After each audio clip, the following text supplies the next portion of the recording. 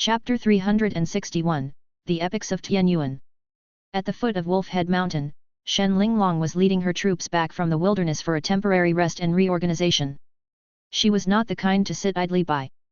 Upon arriving here, it was impossible for her to simply be a guest in the Yuan territory, sipping tea and waiting for enemies to strike.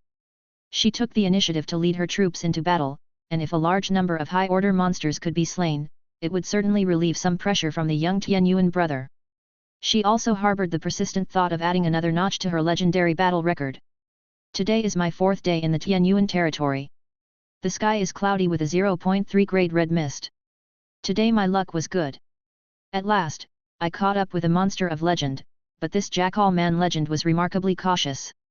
After a few probing moves, it quickly withdrew. Otherwise, I, as a lord, would have surely slain another legend. Shen Linglong felt somewhat frustrated. It seemed the legendary monsters here were too conservative, she hadn't really had a proper fight yet. However, she also understood that monsters that had reached the legendary realm were not only as intelligent as humans, but also not as prone to self-destruct in battle as lesser monsters. Legendary monsters tended to value their lives more highly, and the ones she encountered likely fell into this category. In the past few days of campaigning abroad, although Shen Linglong did not achieve the splendid feat of slaying a legendary realm monster, she and the generals and elite troops under her command had slain and blasted numerous high-order monsters beyond count. Her expression became increasingly solemn. She might be a bit brash and prefer to solve problems with her fists, but that didn't mean she was incapable of thought or lacked intelligence. Sometimes, she could indeed possess a wise perspective. The battlefield is blossoming in many places centered around Wolf Head Mountain. Yuan territory, elves and giants are all battling against the monster overlord.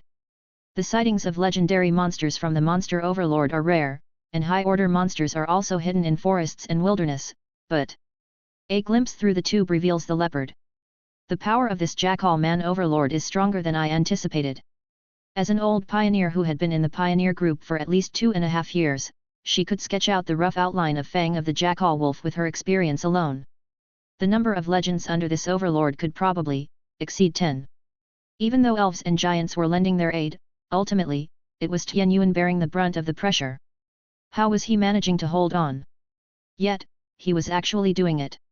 However, Shen Linglong had to admit that the generals of the Yuan family were particularly outstanding. Sophia and Lian Yu, who had traveled through the perilous lands with her to reach this region, appeared in her view to already possess the form of legends. With another 2 or 3 years of accumulation, these two Yuan division generals might be able to possess both domain and light of will, advancing to legend in perfect form. Even without stepping into legend, Sophia and Lian Yu were definitely among the top powerhouses of 4th order. Such powerhouses, each could combat and slaughter multiple 4th order bosses alone, with the ability to influence the outcome of a regional conflict. What mattered most was the Yuan family has a legend. Yuan had 4th order peaks, multiple 4th order peaks. Shen Linglong was not surprised. After all, Yuan had once represented Taishan and received the baptism of the pure soul source pool. The recent integration of Langxing led to a significant increase in the number of rule upgrades across Taishan. Just like Yuan, lords such as Yushan and Wuji rose rapidly by taking advantage of the opportunity presented by the integration of Langxing, cultivating several 4th order peak strongmen. In terms of the number of strongmen, lords like Yushan were almost catching up to their generation. However, although the 4th order peak seems only one step away from legend, that gap is akin to a chasm between heaven and earth. Shen Linglong reached the 4th order peak herself 2.5 years ago, and her family also had generals who had been grinding at the 4th order peak for 1 or 2 years. Of these generals, a dozen or so, she could only say made little progress, not much, and legend seemed out of reach. Even for some who had ignited the light of will and created their own domain, the legendary seeds, it was not easy to break through the gap. Yet Yuan had quietly cultivated a legend. The emergence of this legend is far too low-key. Had she not heard it mentioned in passing by an elven powerhouse, she wouldn't even know that Yuan had become a lord with a legend. Sister here was planning to offer some guidance to Yuan after the war had ended, as a newly ascended legend, but it turns out she hadn't even had the chance to show off, and now she couldn't. If it weren't for linking the situation and having a face-to-face encounter with the Yuan family's legend, having seen it with her own eyes, she truly could not imagine that Yuan family had a legend. If word got out, Probably no one would believe it. She also knew this Tianyuan legend. Or rather, this person had always been one of the most renowned powerhouses in Tianyuan territory. In the resource secret realm, she once, as a one-order being, defeated a second-order elite-level strongman. In the festival grounds, she easily won over a large number of heroes. If not for the dazzling brilliance of Tianyuan at the end, she would have been the most shining figure there. She was the well-known first hero of Tianyuan territory. Star Maiden Ilo, whom Tianyuan recruited in the festival grounds, had to settle for second place. Now, it seems this blue-haired girl is very likely an epic life. How easily she commanded respect from the 3-star excellence heroes at the festival grounds, they should have thought of this then.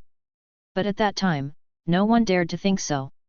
Tianyuan brother had recruited such an epic hero in less than 3 months upon entering Eternal World, maybe even earlier. This is outrageous. Is this the form of Tianyuan? Even epic heroes bow down. But thinking about how numerous heroes at the festival grounds were eager to serve Tianyuan, Shen Linglong no longer found it so far-fetched. Perhaps this is the world of the great prodigies, it's quite difficult for me to imagine. The legendary realm of the epic level, even if she's just made a breakthrough, her combat power must be extraordinary. What a pity, were it not for the imminence of the war, the timing not appropriate, I really would like to exchange pointers with her. The monster wave is gathering. The Tianyuan territory, Natural Garden, and Giant Stone Ridge are all adopting various methods to weaken and strike at the enemy. Besides that, the generals of the Tianyuan family are still maintaining their rhythm, preparing for battle when it's time to, and training when they should be. They won't panic just because of an imminent major enemy, as time should not be wasted. Mu Yuan ordered his perfect avatar to head towards Wolf Head Mountain to temporarily take over the position from Duo Lai. Upon returning, General Duo Lai immediately devoured all the war-ready treasures stockpiled in the warehouse. It began to slowly digest these treasures, so that when needed during the war, it could instantly enter the mode of over-limit swallowing by devouring and melting the treasures. After finishing its meal, it moved on to the secret realm of the Black Wasteland. Whale Swallow. Body Furnace. Duo Lai's slender body contained an expansive space. It rapidly digested the energy and elements of heaven and earth that it had devoured, converting them into a bodily energy that it could control as easily as its own limbs. It was the intermediary of the energy of heaven and earth, the lungs of the world. With every breath it took, the energy of the entire world would fluctuate, rising and falling like the tide. Far away in the depths of the fang of the jackal wolf, General Deadbone also hurried back and took advantage of the time for rest to draw materials, the power of heaven and earth, and treasures to train and expand its domain. Deadbone's domain radius was only 1,410 meters. Compared to when it had just made a breakthrough, it had expanded only by just over 200 meters. Its improvement was not significant. Firstly, it didn't have an advantage in devouring as Duo Lai did, who could rapidly expand as long as it had not reached its limit. Secondly, and most importantly, Deadbone had been venturing outside all this while, spying on the enemy, preparing for the war, sacrificing much of its training time as a result. Unlike Duo Lai, who while stationed at Wolf Head Mountain was not convenient to practice abilities like Whale Swallow or Body Furnace, but merely training its domain was not affected. Inside the skeleton cemetery, the domain of the dead fluctuated like the tide, slowly but visibly expanding inch by inch. Deadbone was in the phase of rapid improvement just after its breakthrough. Until it expanded its domain to a certain limit, it would maintain a fast pace of improvement. It was like a pool of water that was still far from full. And when the water in the pool was full, advancing into the legendary realm would start to enter the normal phase, where they would need to keep expanding the pool.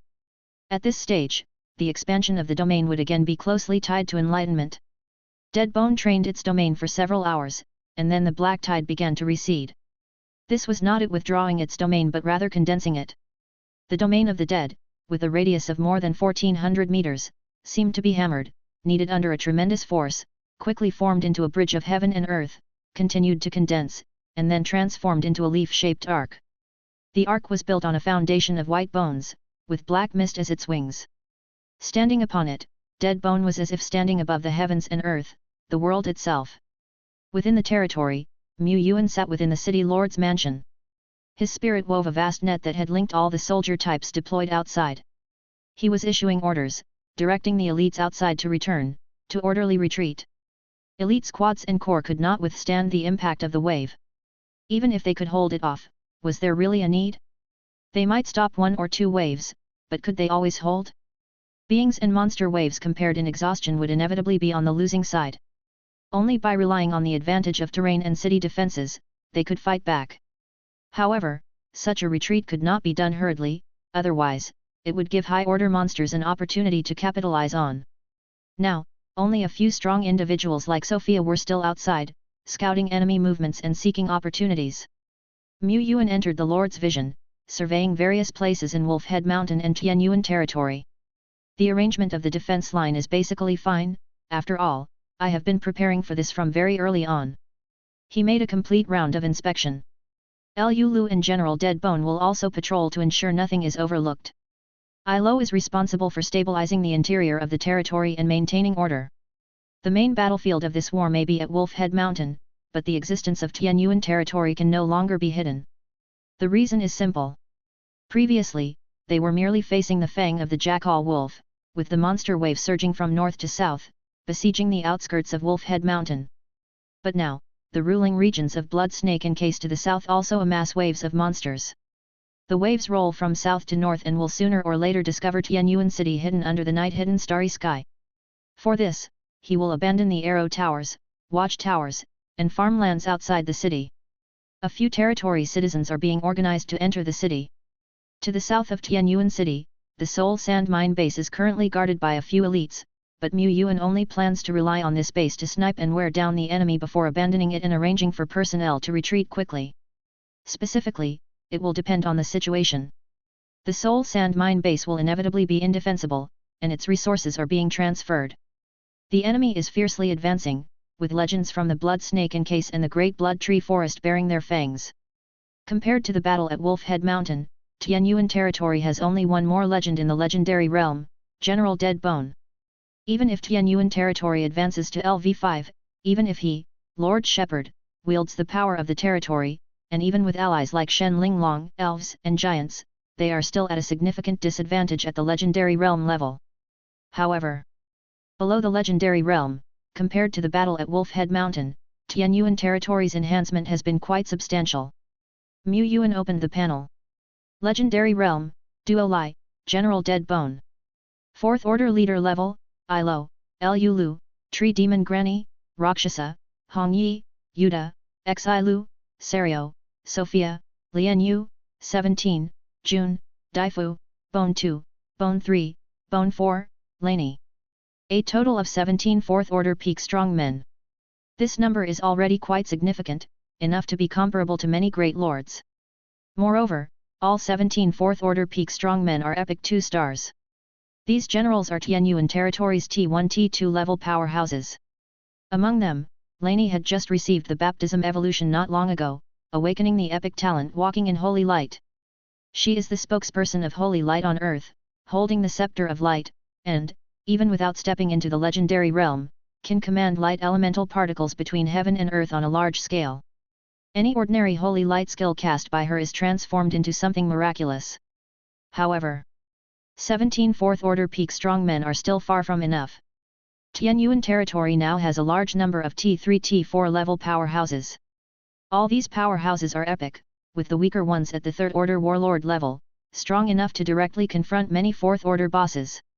Among the stronger ones, such as Han Shuang, Qing Shuang, and Niu Si, are not far from 4th Order Peak. Yuan continued to scroll down the panel. Wings of the Wind King 2, excluding June. Lord of Frost 12, not including Han Shuang and Qing Shuang. Lord Treeman 14, Nature Spirit 6. Saint of Holy Light 2, Giant Dragon Swordsman 4, Fearless War Handsome 2, Heroic Warlord 4, Arrow of Polar Star 12. Vampire Marquis 2, Ghost Leader 14, Skeleton Lord 28. The T3, T4 powerhouses of Tianyuan territory, are a total of 102 plus 2. Even without counting the strong men above epic 2 stars, Tianyuan territory still has 104 epic troop types. This number is openly impressive. Even though the epic troop types have not fully realized their potential and more than half have not yet entered the 4th Order, it is still an extremely terrifying force. Especially, a small half of them have entered the leader level of the 4th Order. 4th Order Epic. Even the mediocre ones among them are still the top powerhouses in the 4th Order, capable of confronting and defeating the monster chiefs of large tribes in a one-on-one fight. If up against ordinary 4th order, they can defeat the enemy in just a few moves. As for the quantity of the legendary realm, Tianyuan territory has merely doubled since the last battle. But in terms of 4th order powerhouses and combat power, Tianyuan territory has increased by more than just several times. This is his reliance. Monster power thrives on overwhelming numbers. Last time, individuals like Liu Lu faced the encirclement of a large number of 4th order bosses and leader-level powerhouses, but this time, the times have changed. Chapter 362, Tianyuan City emerging from the mist. At the Wolf Head Mountain headquarters, Mu Yuan's incarnation was seated in command. Duo Lai, after having devoured the supplies, hurried over from his territory, bringing a large batch of war resources as well. At this time, Mu Yuan was discussing tactics with the elf and the giant. The enemy was converging and marching. Naturally, they were not just sitting around waiting. Facing the monster wave, indeed, one had to rely on geographical advantages and city defenses to hold the line. It was absolutely imperative not to contend with the monsters in the wild and compete in attrition. However, the monster leaders and war machines within the wave did not fall into the expendable category. If they could eliminate some of the leading monsters and large flesh and blood war machines before the enemy reached their gates, they would be able to accumulate some advantages before the formal confrontation. If, by chance, they could take the opportunity to ambush and kill 1 or 2 legendary monsters in advance, the accumulated advantage would be significant. Trade strategic space for ambush opportunities, said the giant legend. Outside Wolf Head Mountain, the territory within a few hundred kilometers was previously under control of their side of Vitality forces. In further areas, during past reconnaissance and probing, they had also laid many traps in secret. The legendary elf Milena cradled a resplendent flower bud. This is our natural garden's domain flower. Not only does it aid plus expand a domain in the legendary realm, it can also capture the domain melody within a 30-kilometer radius. And we have already planted the seeds of the domain flower in 8 areas here, here, and here. The moment the main flower in my hand blooms, it means an enemy of legendary realm has appeared, and by then. She looked towards Duo Lai. Her meaning was quite clear, she needed Duo Lai to make a move. It's not that she didn't want to or dare to act, but rather, Tianyuan Duo Lai was the only super legend, and only she had the power to rapidly kill monster legends. Otherwise, even if 2 or 3 of them at legendary realm made a move together, there was no guarantee they could speedily annihilate the target. If they couldn't end the battle quickly, they would be in danger themselves. Mu Yuan nodded slightly, indicating no problem. The fact that the natural garden had brought out such a treasure also showed their determination. He could see the extraordinariness of the domain flower. Its real use was to assist legendary realm cultivation. Using it as a scouting radar was indeed a significant investment. After the domain flower bloomed, it could only confirm the presence of an enemy in a rough range. This was when Duo Lai's methods were somewhat suitable to force the monster legends to appear. However, the premise was that the monster legends would have to pass through the range. Since the chance to ambush a legend could not be forced, everyone began targeting the war machines for a strike. Compared to 4th order bosses and leading monsters, these large flesh and blood war machines played a more troublesome role in war. The elves and giants 4th order strongmen struck swiftly. The legendaries also made preparations to act at any moment. In the Tianyuan territory, Mu Yuan sent Rakshasa, Lian Yu, Yuda, and others to strike. After multiple ambushes in various places, Rakshasa and the others achieved some victories, destroying more than 10 flesh and blood war machines. The elves and giants also achieved some victories. However, I've exposed several flaws repeatedly, and yet I still couldn't lure out a monster legend. Mu Yuan inwardly regretted. When the elves and giants ambushed and sniped at the enemy, they mainly targeted key objectives and then left without daring to stay a moment longer, fearing they would be targeted by a monster legend lurking nearby. For the Tianyuan division, it was different. Rakshasa, Yuda, Lian Yu, and the others preserved some strength while destroying the flesh and blood war machines. Their time spent on taking down a war machine was not much faster than that of the elves and giants.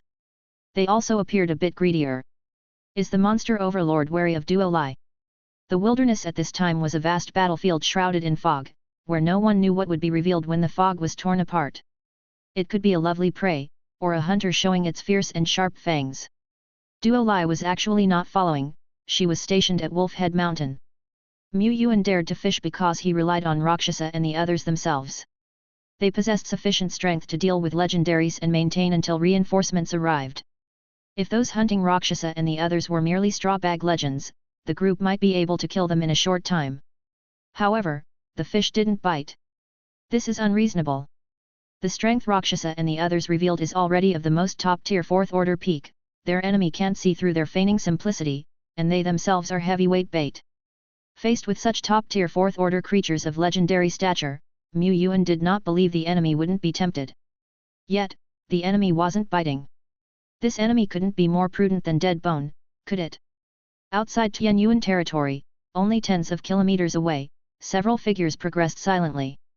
SSSSS to think there were so many delicious humans seen but unable to attack, such a pity, SSSSS. Indeed, these humans of legendary stature must taste extremely delicious. Don't be impatient, don't be impatient. Once we've eradicated the human territories and killed the elves and giants one by one, we won't have to worry about lacking delicious flesh and blood. However, if we wipe out all humans, elves, and giants this time, we won't get to taste the blood and flesh of vitality forces in the future, will we? After all, farmed ones are never as delectable as the wild ones. A certain jackal man legend with bristling fur and a hideous visage was drooling. They, the fang of the jackal wolf and blood snake encase, had not previously eradicated the vitality forces such as elves, giants, and feathermen, firstly because these forces were indeed good at hiding and difficult to find, and secondly, without vitality forces, they would lose their access to high-grade flesh and blood. But being able to have one's fill in a single bite doesn't seem so bad either. The taste of the feet Herman we devoured decades ago still lingers fresh in this legend's memory.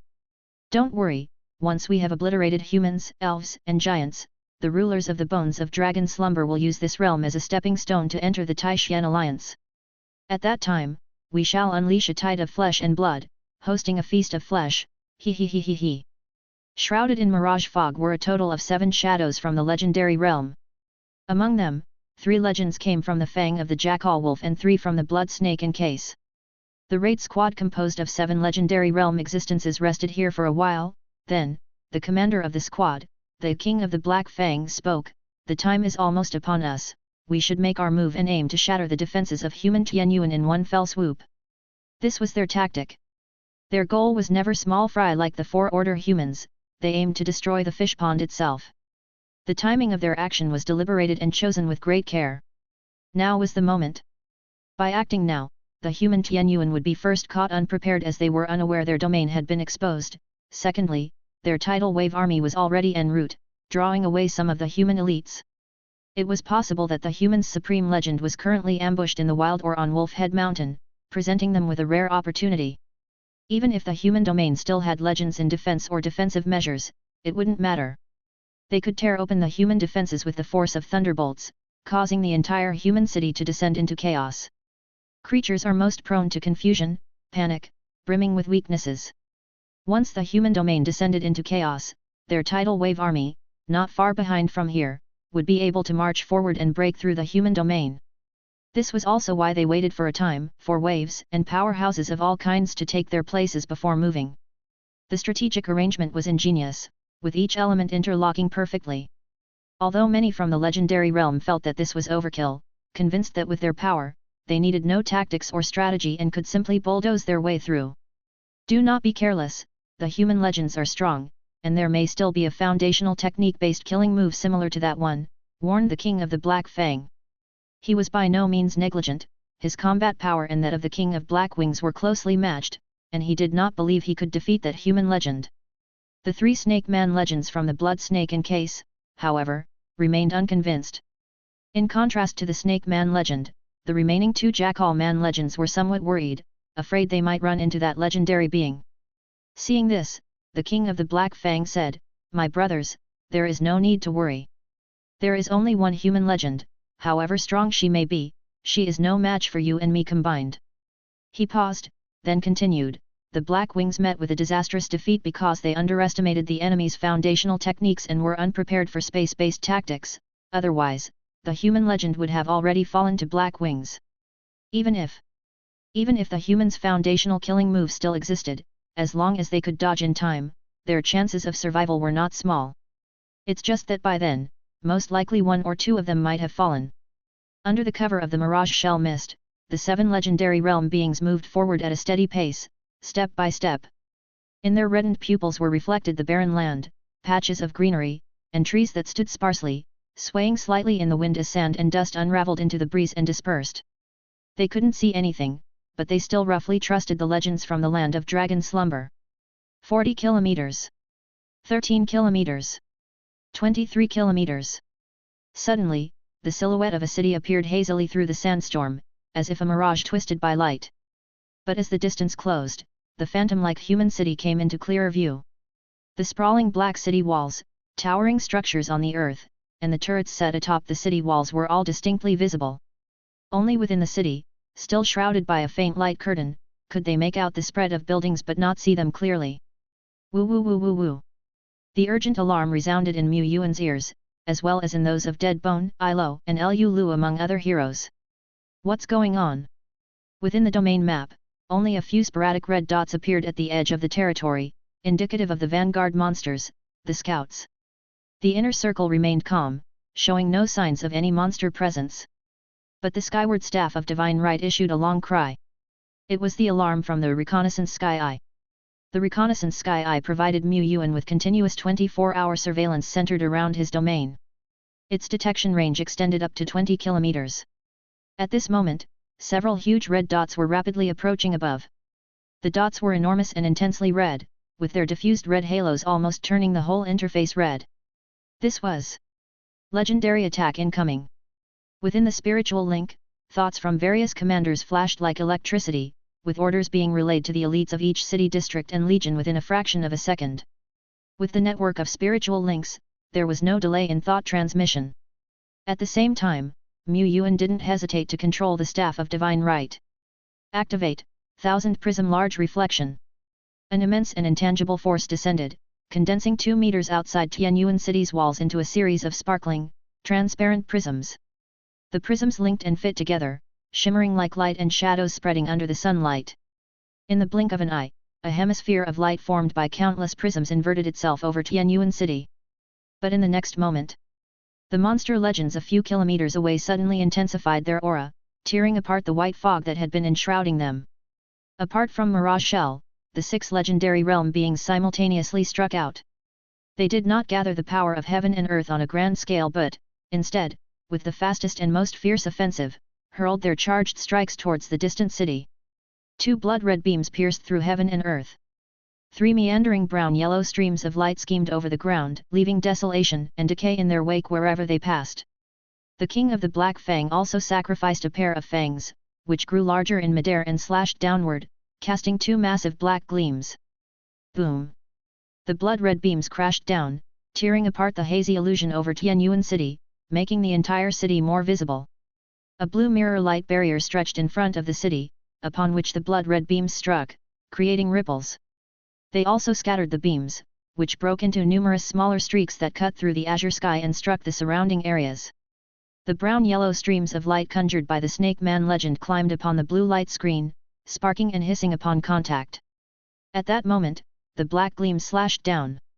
The surrounding earth cracked with a series of snaps, the fissures spreading dozens, hundreds of meters, kicking up wild storms of dust in which boulders big as millstones tumbled then shattered in the aftermath of the energy waves. The light unleashed by the King of the Black Fang also completely shredded the concealment of night-hidden starry sky. The light soared into the clouds, tearing apart the overcast skies and fog. Behind the city walls, the streets of the city were wide, buildings arranged with care. Farther away, towers hung in midair, their tips diffusing a faint white light. Looking at the city front, where only ripples stirred the mirror light barrier, the King of the Black Fang was not too surprised, and he spoke in a deep voice, "Continue." Since the first wave of the surprise assault had failed, then. He raised his hand, his domain dispersing, and the 4 winds and clouds began to stir in response. What's happening? On Wolfhead Mountain, the elf Milena and the giant Asolo sensed vaguely that a tremendous momentum had suddenly risen to the south, and the power of heaven and earth was converging, becoming chaotic. They employed their tactics. Spirits of the falcon soared high through the sky. Beats of the earth's pulse were being transmitted. The distant mist was torn apart, and a city with sprawling houses and towering walls, and numerous high towers, appeared before their eyes. Is this, the human city? Tianyuan territory? They were actually aware that the humans' hidden strongholds were located to the south of Wolf Head Mountain in this area. However, neither the elf nor the giant asked or intended to pry, these details were the most secret core of a power. But they had not expected that south of Wolf Head Mountain would be such a conspicuous city so clearly, so strikingly standing alone upon the earth. The city held no geographical advantages, surrounded by neither high mountains nor great forests, it stood there, stark and solitary on the open land. And outside Tianyuan City, 7 monstrous legendary creatures stood in the azure sky, unfolding their various domains, wielding the heavenly and earthly great power against Tianyuan City's protective barriers, bombarding them without cessation. This is bad. The facial expressions of both the elf and the giant changed abruptly, for they knew all too well what this meant. If Tianyuan territory fell, the battle might end in defeat before it had even started. This is bad. Shen Linglong was suddenly alarmed. At this moment, Tianyuan territory had no legend to preside over it. She looked towards Mu Yuan, noticing that he still maintained a calm demeanor, which she admired. As an old lord who had been through many battles, she wondered if she could remain as composed facing legendary monsters at her door. She wanted to lead her troops south.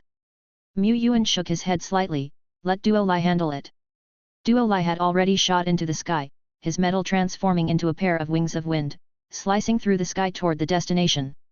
Its speed was extremely fast. In terms of flying and traveling speed, it far outstripped Dead Bone.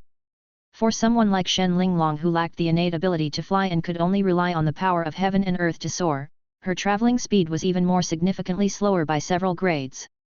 Duo Lai going forth was sufficient. No need to panic. We have some defensive installations in Tianyuan City, however few they may be. The firmness of the barrier light screen somewhat exceeded the King of the Black Fang's imagination. This technique had also been upgraded during this period, integrating the energy of the legendary realm of Duo Lai. Naturally it wasn't something a few legends could break through in a short time. However, the envoy and the emperor were also prepared for this.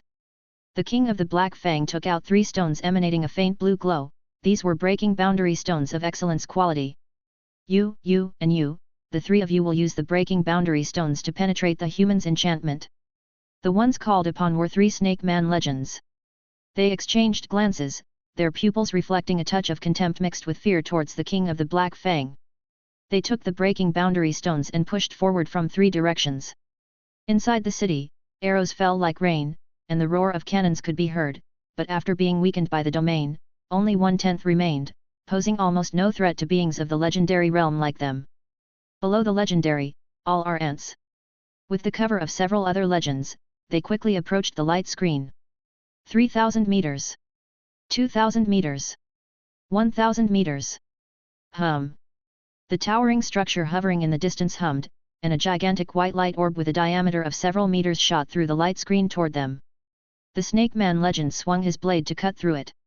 The arrows surrounded them like a net, and a few even pierced through the domain, creating a sense of alarm in his heart.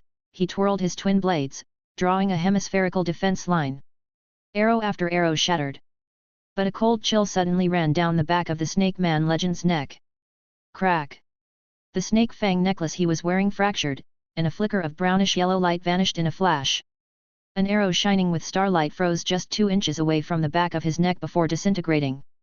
He was unharmed, but his face grew increasingly ferocious and angry. He whipped up a tsunami of energy, shattering the hundreds and thousands of arrows and bone spears flying toward him. Mere ants of the ordinary realm. A thunderbolt suddenly tore through the sky, the clouds, and the fog, tearing apart the shit-yellow domain. It made the day brighter, Tianyuan City clearer, dispelling all filth and confusion. Only a violent and indescribable purple-blue thunder light that was filled with destructive power shot out from the center of Tianyuan City, piercing through the heavens and earth and lingering for a long time. The starting point of the thunder light was the magnificent Thunder Magnetic Coil Tower, sparking with electrical arcs. Around the large coil tower, dozens of ordinary coil towers likewise flickered with lightning arcs, resonating with a buzzing hum. The end point of the thunder light was where the shit-yellow domain shattered, and the fierce and ferocious figure of the Snake Man legend was frozen in the flashing thunder glow. Chapter 363, Slaughter in the Domain, Dead Bone Dance. When the pale yellow domain shattered in the distance and the Snake Man legend fell from the sky, the King of the Black Fang already understood that their surprise attack had failed. Even though the human territory had not been able to take advantage of its terrain, he had to admit that this city was managed to be impregnable, with virtually no weakness to exploit. With just a few of their legends, it would be difficult to tear apart the city's defense light curtain in a short time. And the legends of the humans, elves, and giants were likely already on their way. If they didn't leave now, they might never be able to leave at all. Go. Without his command, the other two legends of the blood snake encase who were closer to Tianyuan City had already slammed on the brakes. They landed on the ground and reversed direction faster than they had arrived, rapidly gathering the power of heaven and earth, erecting massive rocky bulwarks in front of themselves one after another. They were scared. Before coming, they didn't regard the human legends highly, and they never had to take seriously those beneath legends. But indeed, an abundance of ants could bite an elephant to death. If they were to control the power of heaven and earth from several kilometers away and strike from a distance, they would be relatively safe. The vast majority of four-order leaders or city defense weapons could only watch helplessly, and the few attacks that came could be easily weakened and deflected by their domains, posing no pressure on them. However, the breaking boundary stone needed direct contact with the enchantment to take effect. They didn't think it would be a challenge. They were great legends, protected by domains around their bodies, able to cross thousands of kilometers in a few breaths' time, with no need to care about the retaliation of ordinary ants. Yet, as they drew closer and closer to the human city, the pressure they bore also escalated by many-fold. Shells, arrows, and bone spears flew towards them like rain, soon exceeding their domain's ability to bear and filter. This was not an issue in itself, as a casual blow that they cast, gathering the power of heaven and earth, could shatter countless shells, arrows, and fireballs. But among those countless ordinary arrows and shells, there were a few that posed a slight threat to them. They couldn't ignore them. They became more serious. They became worn out from dealing with the assault. They witnessed one of their comrades being struck down by the thunderbolt that streaked across the sky. There are tactics employed within the human city capable of inflicting heavy damage on us. This thunderbolt, its energy is so vast, so wild. The two legends of the blood snake encase looked towards their snake man comrade who had fallen over 1,000 meters away. The snake man legend's body was charred, and his flesh split open as if he were a dead snake. However, legends possessed strong vitality, and the miserable state of the snake man legend did not necessarily mean his demise. The two snakes glanced at each other and didn't hesitate to continue withdrawing to the distance. In the blink of an eye, the two snake man legends, 3 jackal wolf legends, and the mirage shell legend who had previously retreated 10 kilometers away all became beams of light, vanishing into the horizon. After a while, only the howling cold wind soared through the sky, reminiscent of Da'ari's imposing presence descending over Tianyuan City. But at that moment, nature no longer bore witness to the figures of the monstrous legends. All that was left was the body of a snake man legend, struck by the thunderbolt and covered in frost, half buried in the earth. As for the mirror light barrier shrouding the city, it appeared dimmer compared to its original brilliance. Some hundreds of miles to the south of Tianyuan City, in a certain swampland, the king of the Black Fang and the other 6 legends, having retreated from the human city at top speed, landed on the ground to retract their domains and auras. After a swift run, they finally stopped to rest. The human legends didn't give chase, the king of the Black Fang stated with confidence. Their own spies were in the wilderness behind them, it would be impossible to pursue them swiftly without the spies taking notice. He was uncertain whether to feel relieved or regretful. In their plan, they had anticipated the possibility of being pursued by human legends. Rather, they hoped the human legends would come after them. If that had happened, they could have tied down a human legend, encumbering a limb of the human forces. Thus, the fang of the jackal wolf could have crushed the human territory with greater ease. However, for the king of the Black Fang and the others, they truly hoped the human legends wouldn't pursue them. Should the human legends fight desperately, using all their hidden tactics before the demise of their power, they would be the ones at a disadvantage. He, the king of the Black Fang, did not wish to fall in the wilderness like Blackwing. Compared to the king of the Black Fang and the other 4 legends, the 2 Snake Man legends were even more alarmed. They had suffered from the bombardment by countless human weapons and powerhouses during their retreat. Another thunderbolt beam, slightly weaker than the previous one, had hurtled towards them. If the king of the Black Fang hadn't provided some cover, one of the snake men might have been left behind. Even so, anger smoldered within their pupils, but it was hidden beneath the sinister glare of their snake eyes, unexpressed. But damned be those Black Fang jackals who viewed them as cannon fodder for a probe, they remembered. One snake man exchanged a glance with his kin, confirming through their eyes that they shared the same thought. Suddenly, a look of shock, fear, and disbelief surfaced in the eyes across from him. A chill surged up from his tail to the top of his head. Before the Snake Man Sword Saint could swing his sword in defense, a shadow of indistinct features behind him drew out a bone spike, thrusting forward. It seemed a simple thrust. No energy spilled out, no grand momentum, just the whiff of death that the Snake Man legend detected. The scales shone with light, and a yellow and white armor of light suddenly appeared, yet in the next instant, it shattered under the simple strike of skeletal spurs. The Snake Man legend let out a fierce howl, his thick and powerful tail attempting to coil upwards, only to stiffen at the onset of the motion and then fall downwards. At this moment, the lightless bone spur had already pierced through the Snake Man legend's scale armor, as hard as Excellence treasure armor, the whole process as effortlessly as tearing through cardboard. The bone spur penetrated only a few inches deep, and the Snake Man legend's body visibly withered at a rapid pace, quickly becoming lifeless, his scales, flesh, and blood all vanishing into silence. They were believers in the eternal life of blood and flesh in the legendary realm, originally possessing vigorous vitality where flesh could constantly proliferate and heal. But now this regenerative ability seemed non-existent, as the Snake Man legend, pierced by the bone spur, struggled for less than a second before the breath of life disappeared completely, and the remaining corpse disintegrated inch by inch. Even the surrounding grass, swamp, and soil took on an air of desolation, chilling to the observer. This death came too quickly. The Snake Man opposite retained fear in his eyes, but after all, he had fought his way through from a common third-order monster to a being of the legendary realm. Even though he cherished his life, he would not be panicked or alarmed. He resolutely counterattacked, two colossal pythons winding their way out from the swampland. At the same time, the Snake Man legend also spread out his domain, extending it forward. A bit farther away, the King of the Black Fang and 4 other legends from the legendary realm were suddenly startled. There really is a legend pursuing us. Which party's legend is this? Attack! Several legends spread their domains at the same time. Their domains couldn't merge, but they synced up perfectly, each controlling their domain to occupy a position. In this way, the domain of the Black Cloak legend would be suppressed before it could expand much. Deadbone's domain did not open. It evaded the striking colossal pythons, stepping forward and deliberately entering the Snake Man legend's domain.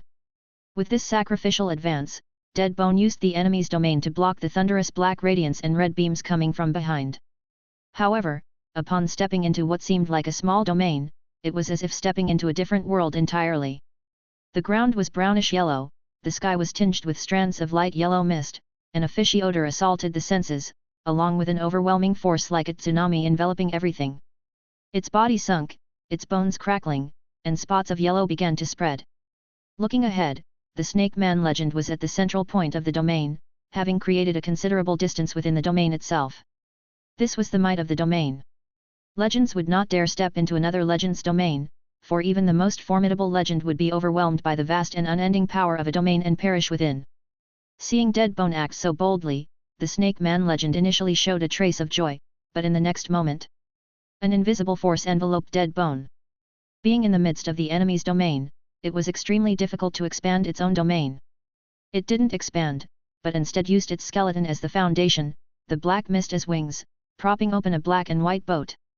Standing on the boat, it was as if entering a small world untouched by the outside chaos. It rode this small world, breaking through the waves and moving forward. Surging waves bore down, formidable power sealed in, but none could stop the black boat's relentless advance. At the front of the boat, there was a skeleton flickering with a faint glow. The power of the Wither King bone, capable of obliterating everything it touched, be it matter, energy, or the invisible power of a domain. The boat tore open a line like the spray of a raging torrent, crossing half the distance of the domain in a few blinks, charging toward the astonished Snake Man legend. The Snake Man legend roared as hundreds, thousands of massive pythons burst forth. A wild dance of countless snakes, a bloody slaughter of all life.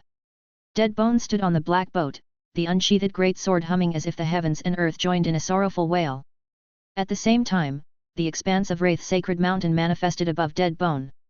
Like a world materializing, it settled within the Snake Man legend's domain. Suppress.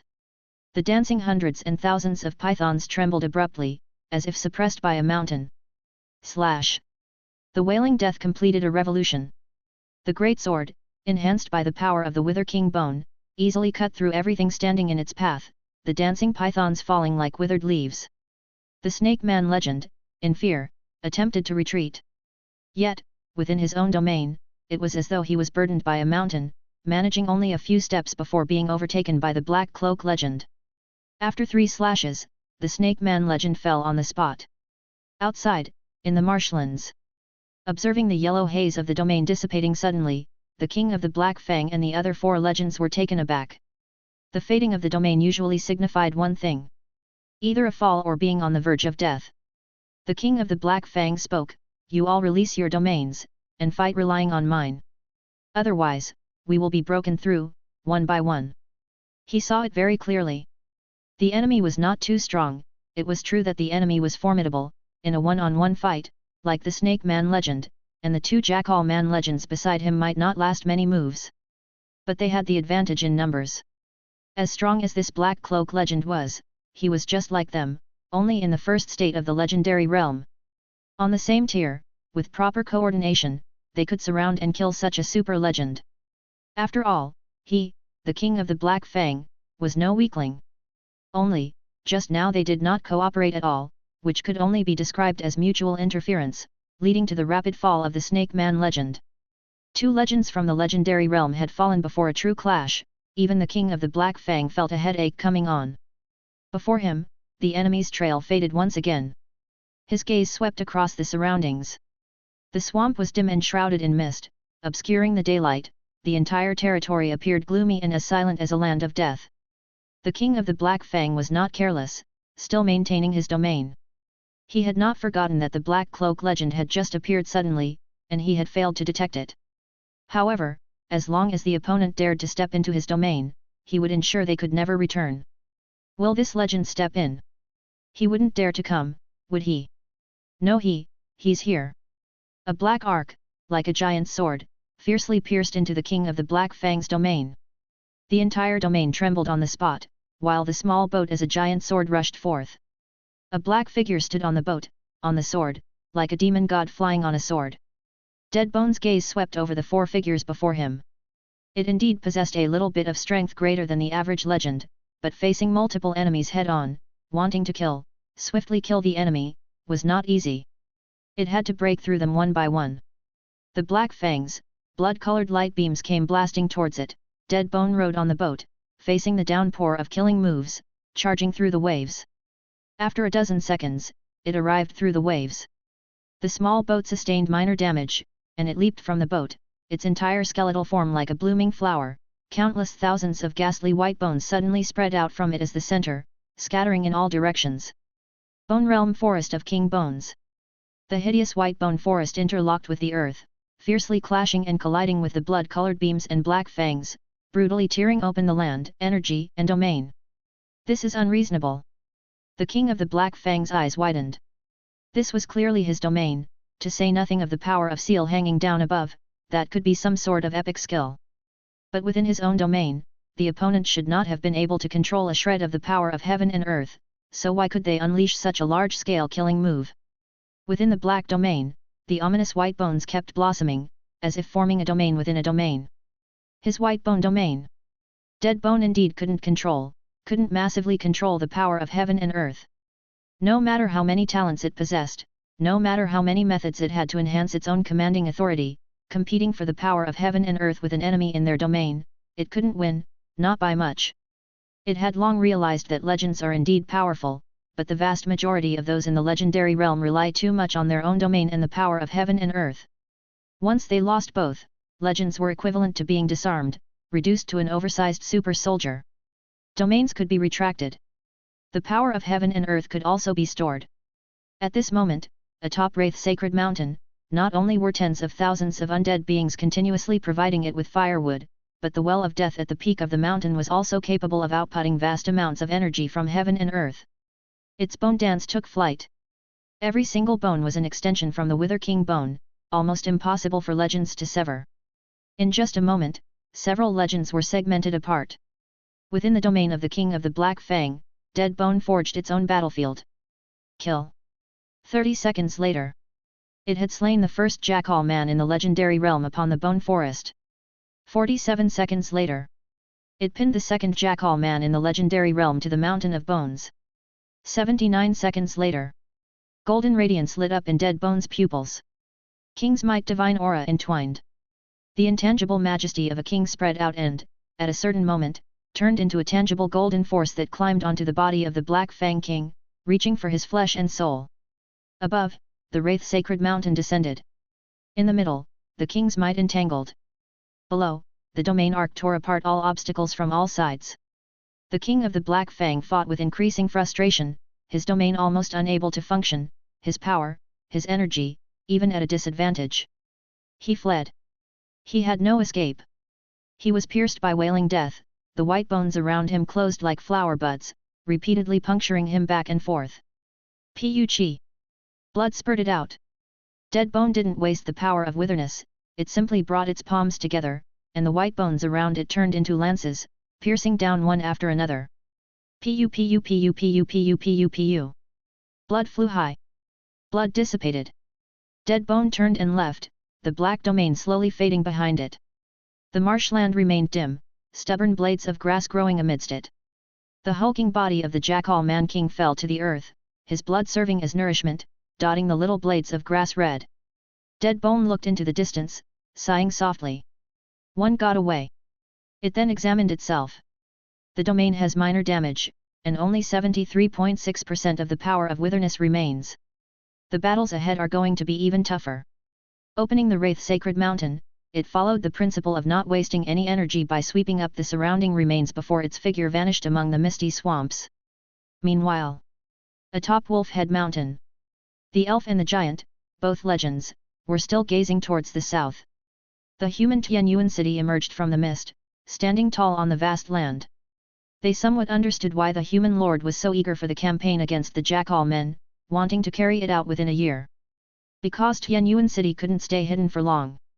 What they didn't expect was that, before their campaign had even launched, well before the year was up, the Fang of the Jackal Wolf combined forces with other overlord powers to launch a total assault. And they struck Tianyuan city with the might of thunderbolts. Fortunately, Tianyuan city withstood this sudden attack. Lord Tianyuan does have his methods, although he has no legend to defend, he left behind weapons powerful enough to obliterate a legend. Shen Linglong had troops stationed inside Tianyuan city, and she witnessed the flash of thunder immediately. She recognized it. The might of the Thunder Magnetic Coil Tower. Her own territory also had large coil towers. Speaking of which, she once exchanged a permanent blueprint with little Tianyuan brother, the Thunder Magnetic Coil Tower being able to annihilate the Snake Man legend also owed to her effort. It's a pity, though, that a few of the other monstrous legends got away. She regretted it. Had she been in Tianyuan city, she could have taken down one herself. Elf Milena and Giant Asolo shared her sentiment. Had we been able to retain 2 or 3 of those legends, perhaps, it would greatly alleviate the pressure of the war to come. Such a pity. Chapter 364, The Emerging Tianyuan Division General. Sophia, as well as the scout forces of the elves and giants, sent back intelligence from the front line. The direction of the monster army's advance had changed slightly, with the vast majority of the tidal wave of soldiers and war machines heading straight for Tianyuan territory. From the start, the enemy's target had been Tianyuan city. For overlords such as Fang of the Jackal Wolf, the significance of taking down Wolf Head Mountain and capturing Tianyuan city was entirely different. Moreover, Tianyuan city, despite its abundance of defensive weapons and structures, was far larger than any fortress and held no strategic advantage of terrain, making it easier to attack than Wolf Head Mountain. Their earlier direct assault on Wolf Head Mountain was merely a feint to avoid revealing their true intentions towards Tianyuan city. Now, the situation had changed. This is troublesome. Both the elf and the giant legends shared a look, finding the situation difficult. The Tianyuan forces had repelled the stealth attacks of several monstrous legends, yet the crisis still loomed. The vast Tianyuan city was like a small boat in the tidal wave, liable to capsize at any moment. Compared to their initial campaign strategy, they were now far too passive, far too troubled. Still, they had lost the initiative to the monster overlords from the moment their armies began to march. No matter what, we now have no choice. The skirmishes outside Tianyuan city ceased in the blink of an eye. The slaughter in some unnamed swamp in the wilderness also came to a silent end. However, in various regions of the wilderness, great battles erupted with the terrifying aura of the legendary realm ascending. The legendary creatures that the scouts had never been able to find were emerging one after another. Their targets were the spearhead squads traveling across the wilderness, aiming to snipe and destroy the war machines. The enemy is playing for time. They are wary of Duo Lai, but Duo Lai has already revealed his presence in Tianyuan City. At this point, their legends can act without restraint. Yuan mused. And found it troublesome as well.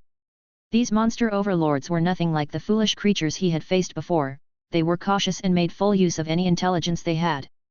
Duo Lai was one such trump card that had been exposed. But he had far more than a single trump card. He messaged Duo Lai, "Pursue, Sophia has already locked onto 2 targets in the legendary realm for you." Duo Lai excelled in mass destruction of monsters, but he wasn't suited for city defense. It wasn't that it couldn't defend a city, rather that, if Duo Lai were to do so, the city would be reduced to ashes along with the monsters. Even a water mirror light screen wouldn't hold up. Having Duo Lai take the offensive to hunt the enemy aligned with strategic needs. Duo Lai could destroy vast numbers of monsters with its AoE attacks while on the offensive. What kind of environment was most suitable for Duo Lai? Answer: an environment filled with enemies and devoid of allies. And among his peers, Duo Lai's speed was second only to June. With its metallized wings state, its flying speed could leave Deadbone 2 streets behind, making it the undisputed #1 flyer of Tianyuan. It could easily catch up to the monster legends. Any exposed monster legends would be marked one by Sophia if created black crows were present in the area. Go, Duo Lai, I choose you. Seeing Duo Lai riding the gale through the spirit of the falcon, the legendary elf Milena breathed a sigh of relief. She suddenly felt somewhat ashamed. She had been weighing whether to lend a hand to Tianyuan territory. When she ordered her scouts to snipe and probe, she had also instructed them to prioritize concealing their tracks and their own safety. However, when urgent reports came from everywhere that every spearhead squad was being hunted by a legend, Tianyuan's mightiest did not hesitate to take risks to strike out, choosing first to rescue the spearhead squad from her natural garden. Even though Tianyuan's own spearhead squad must certainly be in crisis at that moment. Was this the magnanimity of the human Tianyuan? Out in the wilderness, there appeared a legendary jackal man over 6 meters tall, wielding a giant wolf-toothed club. His body flowed with a dark crimson blood light, which spread all around, causing the surrounding grass, rocks, and even the sky to take on a bloody hue. His aura was abyssal, and his breath turned into violent storms. He was a great, proud, and exceedingly strong jackal man legend. However, at this moment, the jackal man legend was staring with his massive crimson eyes, his pupils filled with fear and disbelief. He lowered his head slightly. In front of his chest cavity, a diminutive human barely over 2 meters tall was maintaining the posture of a punch, where the fierce and domineering force had torn through his armor, skin, and flesh, blowing out a nearly meter-wide hole in his chest. Through this huge hole, you could see the land torn into a massive ravine in the distance, and even further afield, a mountain peak with a crescent-shaped gap. This is impossible. The spearhead squads of humans, elves, and giants were indeed formed by the top fighters amongst the Four Order. They held power above the ordinary Four Order, moved without trace, and the jackal men under his command found it very difficult to surround and kill these Four Order. So, as one of the legends of Fang of the Jackal Wolf, he brazenly took action upon locking onto his target.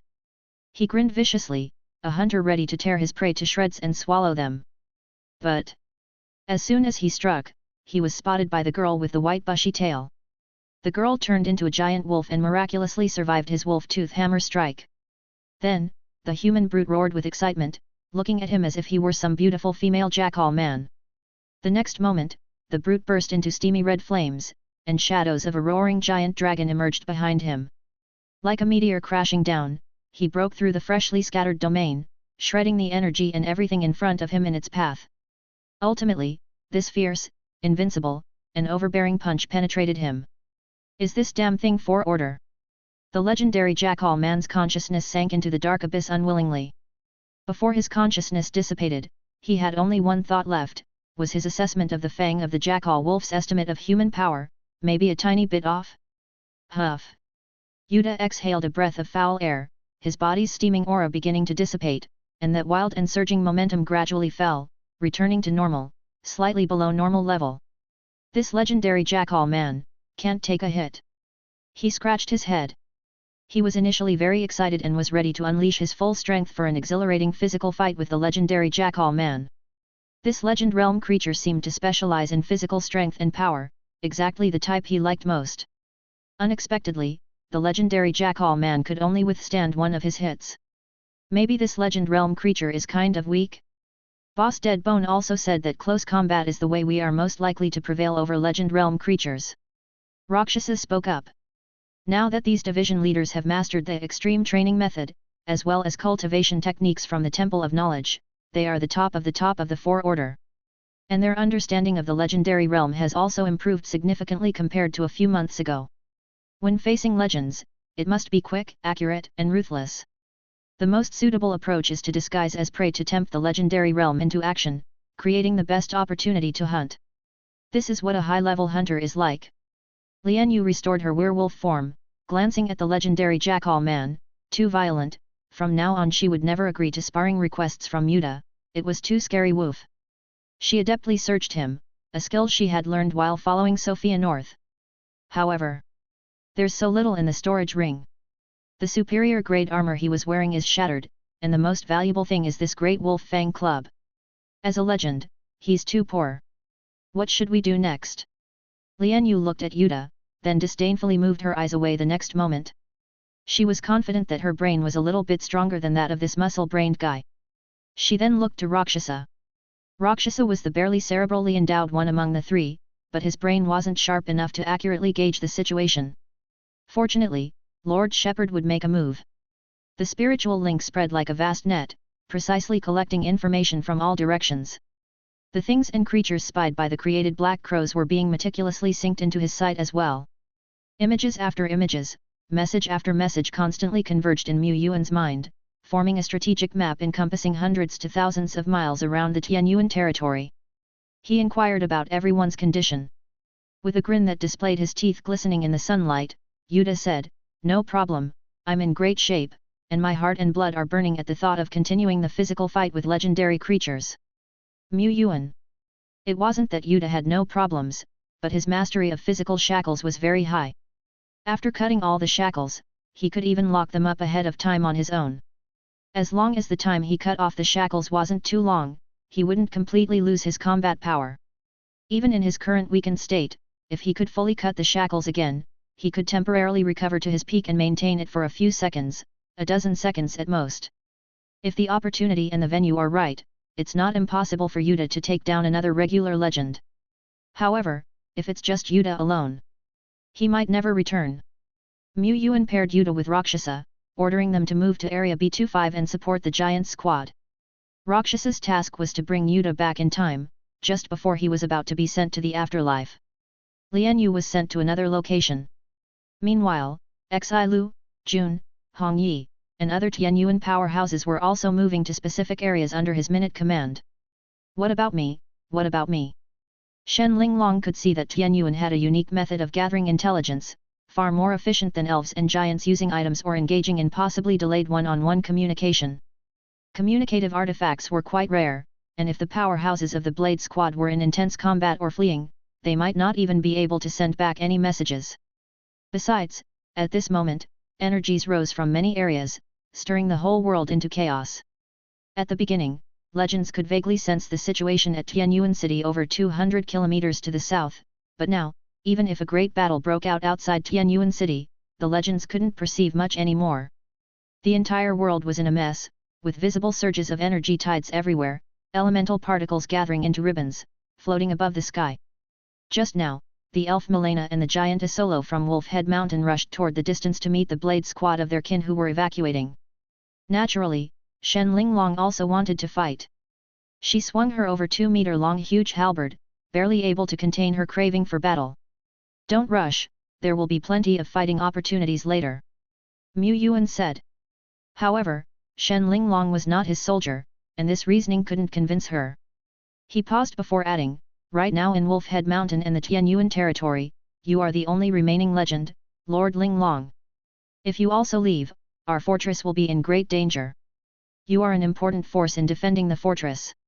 Going out at this time entailed considerable risks." Mu Yuan was already grateful that Shen Linglong had come to help defend the city. How could he let her take such great risks? It wasn't that he doubted Shen Linglong's strength. Even though Shen Linglong was a newly advanced legend, as a member of the Taishan Alliance, she must have used some of the secret realms and training grounds provided by the Alliance. Many types of tickets for places like this mystical training ground can be exchanged on the Taishuan Covenant platform. However, most lords would not spend a large number of contribution points to exchange for them. The enhancements from training, exercising, and blessings of a treasured land were too insignificant. With the same amount of money, lords would rather spend on purchasing remnant souls of the excellence grade, or exchange for treasures and potions that help break through boundaries. Only when lords and division officers reached the fourth order limit and could progress no further would they spend their money on enhancement through training. With such additional enhancements in her status as a lord, Shen Linglong wasn't necessarily much inferior to her peers of epic life. However, Shen Linglong's style of combat was open and expansive, with rashness almost akin to bone too. She might be able to fight well but lacked the knack for quick retreats. She also had over 100 elite soldiers capable of shaping incomplete army spirits, but the advantage of army spirits had to be used at critical moments. Mu Yuan, citing various reasons, persuaded Shen Linglong. But many of your division officers are still in the outside world, right? She said. Mu Yuan did not deny it and paused before saying, I have arranged their teams, and besides, my Tianyuan division officers are well versed in steady spirit and Tianyuan will, they can retreat safely. Just take Lian Yu for example, she moves faster than the average legendary realm. You can't deny that. Lian Yu had exceptional speed, second only to Jun in an all-out sprint. She coordinated with Hong Yi and Xi Lu. Jun was always ready to provide support, backing up Yuta and Rakshasa. For both groups, retreating wasn't hard. But Mu Yuan left out one thing, unlike the elf or giant squad, his sharp squad wasn't rapidly retreating. They were hunters.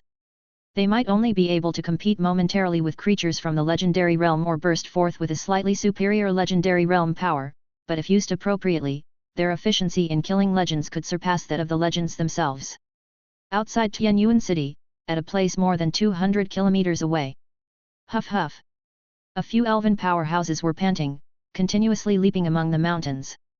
Meanwhile, hundreds of flying monsters were quickly swooping into attack, with at least a dozen fourth-order bosses hidden among them, striking continuously. In just a short moment, the elven powerhouses sustained more severe injuries. Each of them was a fourth-order peak strongman possessing at least 4 high-level skills and a special talent. They each had the combat power to kill a common 4-order within 10 moves, and they would normally be able to break out of an encirclement with their capabilities. However, they had recently been ambushed by a Snake Man legend. 2 were critically injured and the remaining 4 also suffered light injuries. Their life-saving items had been completely used up during the pursuit by the Snake Man legend. If they had abandoned the critically injured from the start, they might have had a chance to escape, but now. Taili, a member of this sharp squad, shot down a flying monster with an arrow when suddenly a beam of light flew towards her. She dodged in an ungainly manner, but then a blade came slashing towards her, adding 2 fresh wounds to her face and arm. Her injuries were multiplying. The space they had to dodge was shrinking, and they were being surrounded on all sides. Despair filled her heart. Suddenly. Darkness fell from the sky. Day seemed to turn into deep night in an instant, stealing away their sight, and even their hearing seemed to fade away, only to return the next moment. The monsters surrounding them were suddenly panicked, as if blinded. Dark Crow. Storm. A murmuring voice sounded. They saw a figure walking along a pitch-black path emerging from the lightless void, with black feathers falling on either side, as if honoring the arrival of a dignitary. In the sky, countless black feathers fell too, like a downpour of feathers. The next moment, the feathers turned into black crows, the crows stirred up a storm, and the storm tore through the azure sky. Monster after monster was ripped apart, ignited by black flames, plummeting from the sky to quickly turn to ash. The horde of monsters besieging the elves was torn open in the blink of an eye. What are you waiting for? Snapping out of their stupor, Taili and the other elves knew it was not a time for hesitation, and they quickly broke free through the torn gap with their comrades. Keep following the mountain range, there are people ahead to meet you, Sophia said. Taili asked, what about you? I still have a mission, Sophia replied and walked on. Biting their lips, Taili and the others charged towards the ultimate darkness. To them, Sophia's figure was blurred, like a rough ink sketch, but she spread her arms wide open, stirring up a terrifying black storm. With one person's power, she held back a horde of monsters comprising dozens of four-order bosses and numerous third and second-order monsters. Sophia looked towards everything under the blackened canopy of sky. The monsters had already started to adapt to the darkness, and under the leadership of the wise boss, they kept reducing the dark crow storm. Sophia pondered, if given some time, she had the ability to wipe out this batch of flying monsters, including the dozen or so bosses inside. However, it wasn't necessary, not worth it. This wasn't her mission. Just now, Nocturne, Dark Crow Storm, had already consumed a lot of her energy, and she still had hundreds of created black crows outside, which she needed to control at all times. Controlling the black crows, keeping a close watch on the enemy's movements, that was what she needed to do. She glanced outside the canopy of heaven, and the loyal black crows transmitted their vision to her. Taili and the others had already run far. Sophia nodded slightly, turned around, and disappeared into the night. Huff! Huff! With energy severely depleted, leaving her with less than 1/10 of her strength, Taili felt incredibly tired. Still, she couldn't help but look back. She saw neither the swarm of monsters nor that mysterious black figure. It must be a division commander of the Tianyuan territory, she thought. There are several powerful commanders in the Tianyuan territory, I don't know which one she is, Taili mused. Sophia was alone. But having witnessed the grace of the Tianyuan commanders, Taili had an unexplainable confidence that Sophia could easily shake off the enemy's pursuit. This was a Tianyuan division commander. Below the legendary, they, the strongest of nature's garden, as seeds of legend, might not even make it into the top 5 if they were in Tianyuan territory. I wonder how Lady Milena is doing, she thought. Lady Milena is a being from the legendary realm, surely, she's fine, Taili reassured herself. Taili thought. Minutes ago, legendary elf Milena timely came to the aid of Taili and the other fleeing elven powerhouses. She met with the Snake Man legend. She was an exception among elves, unskilled in archery but masterful in swordsmanship. Her fighting style could hardly be described as elegant, the white sword flower was just a fancy title she had given herself. With the swing of her sword, sharp sword winds arose around her. Her sword domain buzzed. With slashes and cuts, her onslaught was like a fierce storm, die die die die die die, just die for me. The Snake Man legend's domain trembled, as blossoms of blood opened on his body. He was clearly at a disadvantage. There was a significant gap in combat power between them. The Snake Man legend was not afraid at all, saying, I have countless reinforcements, what do you have? Monsters swarmed around them. Above the monsters, a legendary being that seemed to emanate long way arrived through the air, approaching silently.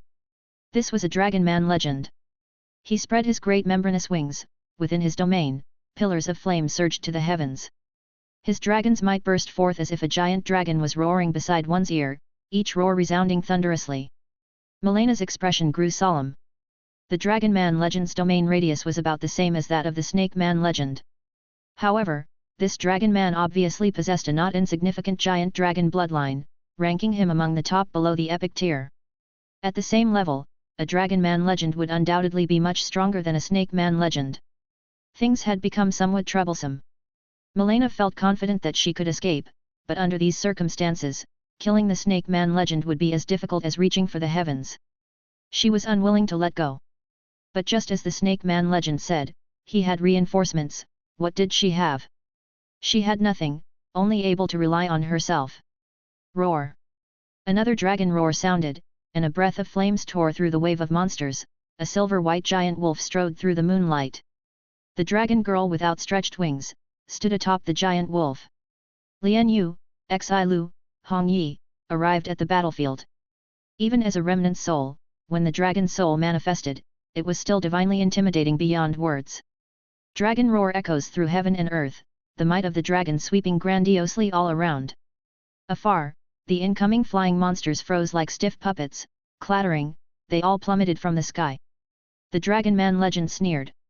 He was a dragon man, possessing a giant dragon bloodline, and even though his bloodline wasn't as pure as that of this human, it was enough to be completely immune to the influences of Long Wei. Even if they were high-ranking dragon men scared by Long Wei. He thought as much, but the earth-shaking roar of the dragon reverberated like demonic sounds in his ears, layer upon layer. His figure suddenly felt infinitely small, surrounded by darkness, with the massive shadow of a red dragon growing ever bigger in front of him. 10-fold, 100-fold, 1,000-fold. The gigantic, godlike red dragon glared with pupils like Dari, looming over the tiny ant before it. Fear.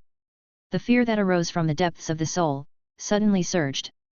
The soul of the Dragon Man legend trembled, as though he was a trembling prey in the face of a top predator. His brain hummed, and the corners of his mouth bled. He couldn't understand it, but the warnings in his heart screamed alarm.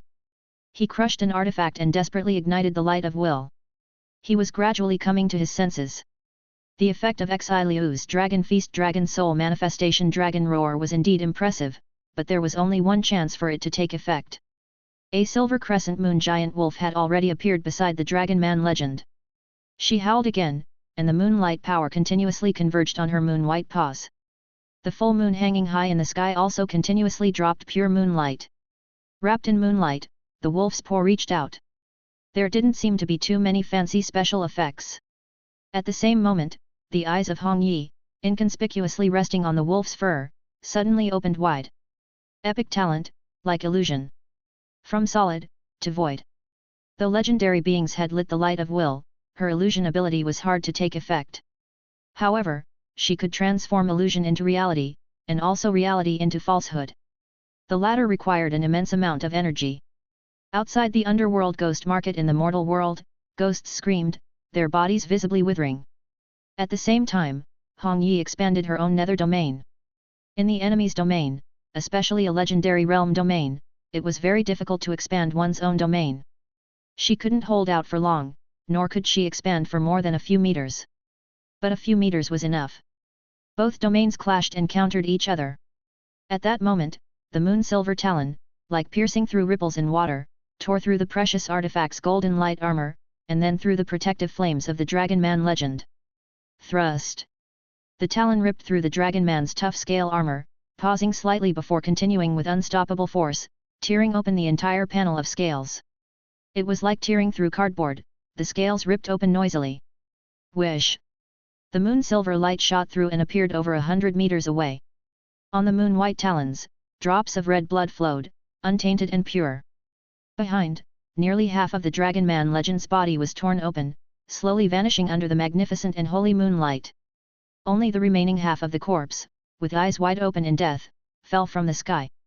The domain that covered heaven and earth began to dissipate, like a burning piece of paper, first with holes appearing, then spreading and quickly disappearing. Afar, the legendary elf Milena was aggressively pursuing the Snake Man legend. She had some wounds, and poison spread on her arm. The Snake Man legend's injuries were even worse, barely holding on. Not enough, it's still not enough, I need more speed. I must use dragon blood now. She thought. Out of habit, she accessed the spirit of the falcon's vision and glanced into the distance. That glance almost made her freeze in shock. Without aura, the half-corpse of the Dragon Man legend was falling from midair. And afar, a silver crescent moon giant wolf stood proudly in midair, while a red giant dragon also rose from the ground. Is this how you guys held back the Dragon Man legend? Chapter 365, Do you call this holding back the enemy? A radius of 2,200 meters, not bad, I can take it on. There are legends in the Tianyuan territory, and countless domain masters. The generals naturally know how to observe and judge the size and scale of a legendary domain. Most of those in the legendary realm still abide by a code of conduct, where combat power is directly linked to the size of the domain. Those below a kilometer level are newly anointed legends, a kilometer level to 3 kilometer level are ordinary legends, and those above 3 kilometer levels are senior legends. And once a domain radius expands beyond 5,000 meters, legends of the Earth realm earn the right to attempt a breakthrough to the next major stage, the Legend Spirit Soul realm. The most basic qualification. More often than not, there is still a little bit of a gap between having the qualification and being able to break through. If the enemy has a radius exceeding 3,000 meters, belonging to a senior legend, they will be able to wield the power of heaven and earth much faster, likely holding more trump cards. Our chances of counterattacking and hunting become very slim. We'd have to change tactics. But now, it's worth a try, worth taking the risk. War is inherently about risking one's life. If we could take down a legend now, later on, the pressure facing our own territory would reduce. This may mean significantly fewer sacrifices. The reason several legends fell before Tianyuan City previously was that these monster legends were pressed for time and had to take risks. Secondly, there was no monster tide to collaborate with these legends. If there were a tide to cover them, the strategic value these monster legends could bring would be entirely different. We have to seize any opportunity to slay monster legends. In Lord's words, we are not yet in the legendary realm and won't trigger the enemy's vigilance. Our chances of crippling or slaying an enemy are, in fact, higher than those of a typical powerful legend. Moreover, among these two monster legends, one is a dragon man legend. I've already caught a strong scent of dragon blood and dragon soul emanating from him. Xi Lu licked her lips. Lian Yu couldn't help but lick her lips as well. Hong Yi, why do I suddenly feel so out of place? In the sky, the legendary elf Milena stood with her sword, watching as two legends flanked her from both sides. She knew she had to seize any opportunity to slay a formidable enemy. Such opportunities were rare. Given a few more minutes, even if it meant incurring a light injury, she was confident she could kill the Snake Man legend. Her domain radius was not much larger than the Snake Man legends, but she had this confidence. She had used some foundational treasures and had been investigating the wilderness since Third Order, fighting her way through. She was a legend forged through battle. But if she faced two opponents, one of whom was the more powerful Dragon Man legend, she was unsure about killing the Snake Man legend under the Dragon Man's double assault. Intuition and experience both told her it wasn't possible, she shouldn't try. If she got injured, she would be more likely to be entangled, trapped, and perish in the wilderness. Teeth of the Jackal Wolf, Blood Snake in Case, the two overlords were far from having only so many legends. At this moment, there must be legendary monsters rushing here. But suddenly, three figures tore through the tide and arrived on the battlefield. Reinforcements? Yes. However, they were only Fourth Order commanders. No matter how strong a Fourth Order commander is, they are still mortals standing on the ground, while legends stand in the azure sky. Why would the elite squad of the human Tianyuan territory come here in this direction? Did they panic and take the wrong path during the evacuation? Milena didn't think that was likely. With the qualities of a Tianyuan powerhouse, they would not panic to the extent of fleeing without direction. Her aura and domain as a legend were quite conspicuous during battle. Had they come here on purpose, aiming for a legend? This conclusion seemed far-fetched, but it appeared to be the only truth remaining. At this moment, the woman in red on the back of the giant silver wolf spoke up, her voice accurately reaching Milena's ears. We'll keep this Dragon Man legend at bay. Miss Milena, try to quickly slay the Snake Man legend, all right. Milena looked towards the three figures. The giant wolf tread on moonlight, majestically imposing, while the dragon girl spread her wings, breathing out roaring flames. She knew this dragon girl, one of the top-ranked powerhouses of the Tianyuan territory, who had achieved remarkable records in the Temple of Knowledge. She possessed an exceptionally pure giant dragon bloodline, suspected to have an epic position. She was among the highest echelon of fighters under the legendary realm. Still, the gap between such formidable individuals and the legendary realm remained vast. Milena hesitated for 0.2 seconds, then made up her mind, let's do it. If the Tianyuan territory's young Fourth Orders dared to risk their lives for a chance, how could she back down? The fight had to be quick and decisive. Several minutes were too long, even the most formidable generals of Tianyuan City couldn't possibly hold a legend at bay for such a duration. She was about to risk her life. Milena's sword thrust backwards, as her entire domain thundered ominously. She charged with her domain towards the Snake Man legend. At the same time, on the other side of the high sky, the Dragon Man legend who came to the rescue glanced left and right, and upon seeing the legendary elf advance rather than retreat, he sneered and shifted his gaze onto the three figures that had just torn through the tide and entered the battlefield. He sensed that one of these humans possessed a strong dragon blood essence. Stronger than the dragon blood he bore in his own veins. By absorbing this human's dragon blood, he could further his own power, perhaps even advancing to an epic position. His future looked promising. He licked his lips, flapped his wings to propel forward, as his colossal, 2,200-meter domain descended like the divine might of heaven and earth. In an instant, flames fell from all sides, the temperature rose sharply, as if one was standing before a volcanic lava spout, with molten rock pillars rolling in, accompanied by a tremendous oppressive force that descended indiscriminately from above. Stepping on the moon stumbled, nearly falling to the ground and tumbling into the pulp pool. She quickly stabilized herself, continued to tread fiercely and ran to avoid the erupting columns of flame and light, but her speed had noticeably decreased, and the bright moonlight that surrounded her had dimmed quite a bit. This was the power of the domain. Weaker fourth-order beings couldn't even cross the domain barrier, let alone face a legend. However, all three of them had undergone domain confrontation training and were already well aware of the might of a domain. The suppressive force of a Dragon Man Legend's domain was, at most, stronger. It didn't bother them. Among the three, Hong Yi and Xi Lu both had domains, but even with their domains deployed, they wouldn't last more than a few seconds within the massive domain of the Dragon Man Legend. The domain wasn't unusable, but there was only one chance, and it must be used at the most correct time.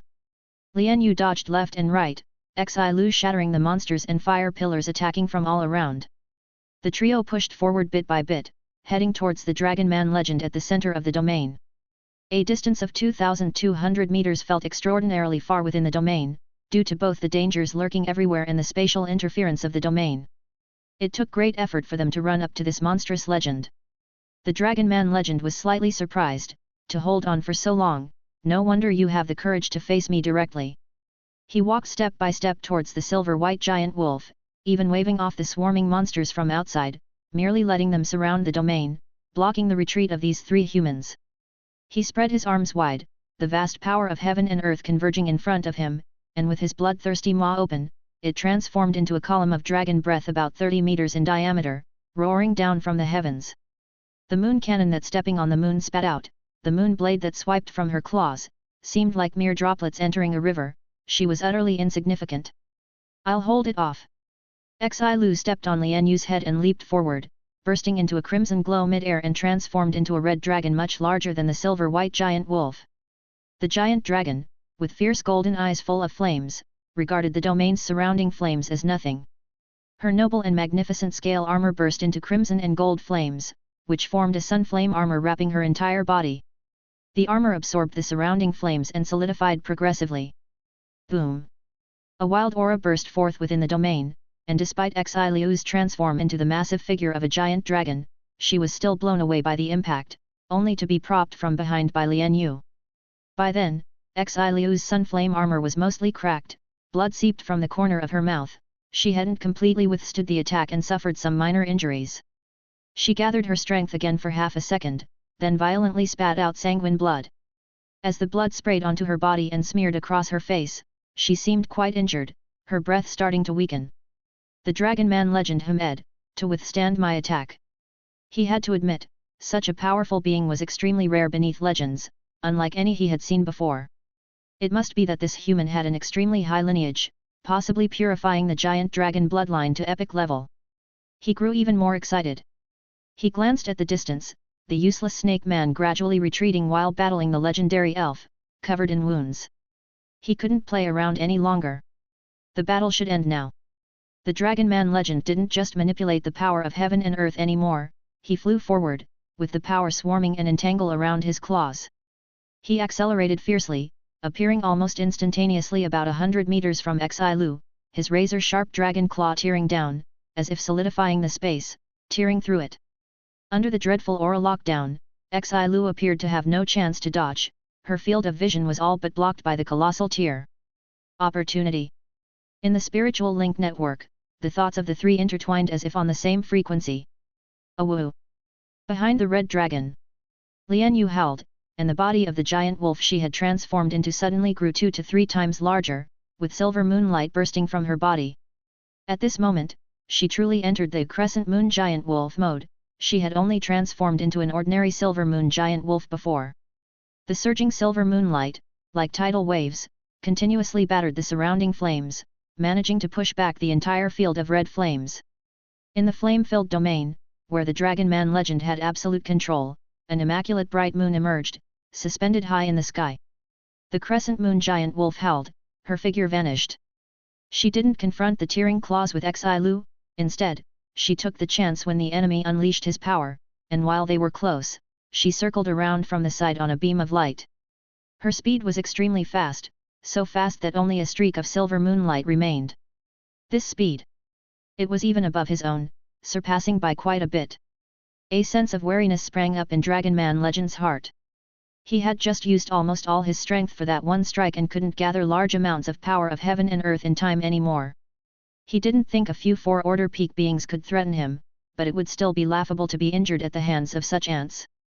He thought for a moment and decided to take a defensive stance. But in that moment of indecision, Xi Lu, who was confronting the tearing claw marks head-on, let out a thunderous dragon roar. On Xi Lu's body, a faint outline of a spirit of the giant dragon emerged, looking somewhat like a red dragon. Immediately afterward, a second outline appeared, this time resembling a molten steel dragon. Then came a third, a fourth, until 12 outlines of giant dragons emerged in succession, converging and flowing into Xi Lu's body. Epic talent, Dragon Feast. Moreover, by regularly consuming the flesh and blood of epic giant dragons, one could have a chance to obtain the soul of the giant dragon. Chapter 366, The Defense Battle of Tianyuan City. After the battle, Lian Yu had consumed a great deal of her moon's power. She had already undergone the transformation into the crescent moon giant wolf in the previous battle, teaming up with Yuta to slay a being of the legendary realm.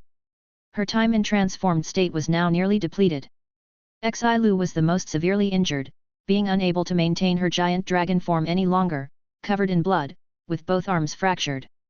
Hong Yi's condition was the most intact, but her contribution against an adversary of the legendary realm was not significant. Lian Yu, 1-1. 1 kill, 1 assist. This referred to the tally against adversaries of the legendary realm. Both Xi Lu and Hong Yi were at 0-1. Back in Tianyuan City, Lord Shepherd was at 1-9.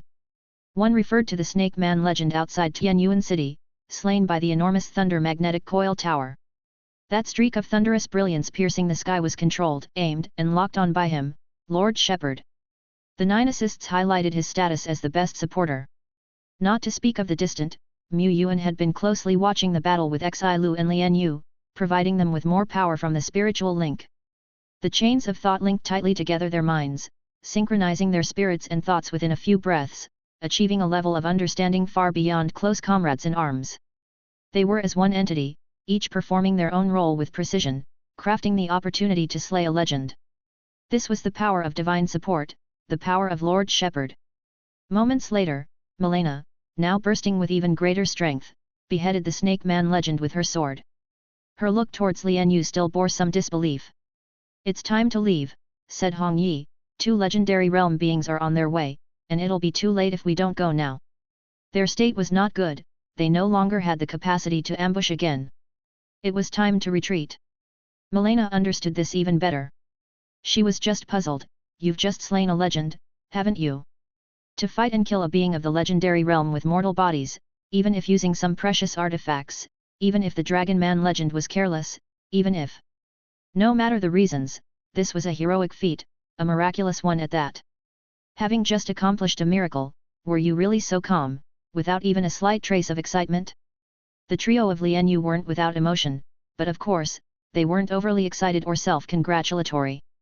To take down a legend with mortal bodies was not something particularly difficult, it wasn't considered a miracle. Their boss Deadbone from Tianyuan territory had achieved this a long time ago, and compared to then, their current circumstances were much more favorable. Instead of feeling excited, it was better to ask Sophia if there were any legendary creatures left alone. Now joining forces with the legendary elf Milena, if they were to plan appropriately, they could quickly set an ambush and hunt down a legend. Thanks to the spiritual linkage network and the created Black Crows from Sophia, Tianyuan territory held an absolute advantage in intelligence gathering. If one were to only compare the scope of visibility, the visibility possessed by the monster overlords was actually far superior to that of the 3 Tianyuan forces. At that moment, the Soul Sand Mine to the south had been lost, and Liu Lu, leading the elite, retreated under the cover of the aerial squadron led by the wings of the Wind King, retreating into Tianyuan City. The thunder magnetic coil towers and arrow towers within the Soul Sand Mine continued to fire until the last moment. Under the barrage of energy and the assault of massive monsters, these defense structures collapsed one after another, and their markers on the map vanished one by one. The core structure, the lookout tower, also fell, and the territory controlled by Tianyuan territory shrank as a piece was wiped away. The view Mu Yuan had from above the Soul Sand Mine disappeared as well. Before the view vanished, the multitude of explosives buried within the Soul Sand Mine base were triggered, sending up surges of thunderous energy, unleashing a wave of destruction equal to a full force blow from a being of the legendary realm, engulfing the frontmost elite and high-order monsters completely. But the scope of Tianyuan territory's visibility shrank as well. Apart from the created black crows sent out by Sophia, the teams of Yuta and Lian Yu, the only visibility under the control of Lord Shepherd was left, 100 kilometers around Tianyuan territory and 60 kilometers around Wolf Head Mountain. In these areas, there were still many Tianyuan scouts, elites, and the elite of elves and giants active. On the other hand, the vast majority of the wilderness was filled with the advancing monsters. They were the eyes of the high-order monster leaders, commanding waves of monsters and various monster groups. But the view of high-order leaders was not equivalent to the visibility of beings from the legendary realm. Moreover, the high-order leaders could not share their view. Even in terms of communication, only a very few high-order intelligent monsters possessed communicative artifacts, which could only relay one-on-one messages. Due to the influence of energy tides in various places or intense conflicts, often the intelligent monsters were unable to communicate, and the sent signals were disrupted, delayed, or distorted. Some intelligent monsters developed abilities similar to the spiritual link, but these links could only cover a few hundred units within a nearby area. If they needed to communicate across several hundred kilometers, it had to be done one-on-one, and they had to be connected to a mental chain in advance. The monsters occupied most of the territory, yet the wilderness was still dominated by Tianyuan territory in terms of intelligence. The commanders of the monster power, the envoys from Dragon Sleep Valley, were gradually becoming aware of this. He began making tactical adjustments. However, even with the intelligence advantage and repeated surprise counter-hunts catching the enemy off guard, the situation remained tense. While some local battles were victorious, others ended in defeat. Somewhere, a burly man, bearing a 7 parts resemblance to a Rakshasa but with less ferocious features, burst into white flames of Phenai, charging fearlessly toward the pursuing legendary realm Jackal Man. After a few exchanges in the fierce battle, Flame of Phenai, banish evil. The eyes of Rakshasa good body shone with a circulating brilliance as he unleashed his final ripple. Boom! His sturdy body, like a torn sack, was flung from the sky, crashing to the ground, while wisps of grey smoke spilled like bleeding blood. The Jackal Man legend caught up, spearing the Rakshasa's body completely through, nailing him dead to the earth. This human, actually injured me, and this wound. Flesh squirmed on his arm, yet unable to heal, as if the very bone had been sectioned out of existence. Gone from concept. What a terrifying ability! If this human were a legend, he would surely have been no match, and might even have died without knowing why. The thought alone gave the Jackal Man legend a lingering sense of trepidation. Fortunately, I have preemptively slain this human with infinite potential, justifying the long pursuit. The only regret is that the other 2 humans escaped, one of whom was. However, that human, having used a life-risking secret technique, is already at death's door, and even if saved, is likely beyond use. With this thought, the Jackal Man legend felt somewhat satisfied. Tens of kilometers away, June clasped Rakshasa and Yuta, speeding through the stormy stratum at a velocity surpassing that of the legendary realm, heading for Tianyuan City. Upon its claws, Yuta was indeed at death's door. But Yuta was accustomed to being a candle in the wind. He had just failed. Yet not utterly. Indeed, he did land his charge Sirius Dragon God Fist on the Jackal Man legend. The punch could have left the Jackal Man legend on the brink of death or even caused his downfall. However, this monstrous legend carried a precious life-replacing artifact, which evaded the lethal blow. Yuta's attack was furious, powerful, and peerless, but ultimately it was ordinary, unable to strike the essence or bypass the protection of the life-replacing artifact. Thus, he failed and had no strength left for a second blow. Rakshasa then retreated swiftly, following the tactical guidance provided by the Lord, without hesitation. Somewhere, the legendary elf from the natural garden, besieged by 3 legends of the legendary realm, had no choice but to tear a spatial shift scroll, escaping swiftly. He dared not hesitate, for otherwise, under the siege of 3 legends, he might not even have had the chance to use a spatial artifact. He escaped with injuries. But the elf dagger squad, just dozens of kilometers away, wasn't so lucky. They were immediately pursued by a legendary realm Jackal Man, scooped up to a great height by a giant hand shaped from the power of heaven and earth, and mercilessly crushed, with blood and entrails splattering on the spot. Somewhere, the legendary elf natural priestess, gravely wounded, gazed bitterly around her. Surrounding her were only two monstrous legends. However, both were giant dragon legends. Two blood-colored giant dragons. One dimly appeared to be the red dragon, the other an evil eye dragon.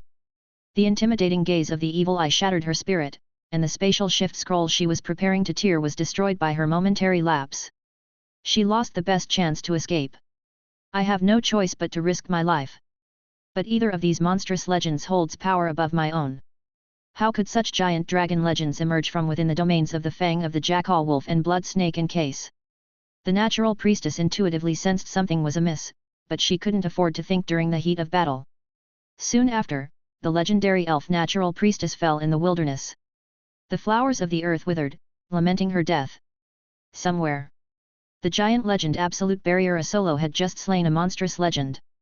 Though known for his defense, it didn't mean he was incapable of attack. In the conflict between the natural garden and the giant stone ridge, his combat power ranked among the top 3. His strength far exceeded that of White Sword Flower Milena. In slaying this monstrous legend, he was merely stained with blood, without a scratch on him. Asolo showed no complacency as he swiftly left the scene. However, an immense domain, like the grinding disk of heaven and earth, appeared out of thin air, pressing down with crushing force. The manipulator of this domain was a particularly enormous blood-colored giant dragon, with a length exceeding 100 meters. Upon the giant dragon's body, one could see grotesque flesh buds writhing menacingly. The vast blood-colored domain unfolded and descended. Despite quickly erecting his golden domain, Asolo was still enveloped within the blood-colored domain, his own domain creaking ominously. Such a scale of a domain! The blood-colored boundlessness, along with the daunting might of the dragon, kept hammering at his psyche. Asolo stood upon the ground, with mountain-like stone walls rising all around, glimmering with golden light, the absolute barrier standing defiantly between heaven and earth. Not a hint of ease showed on his face.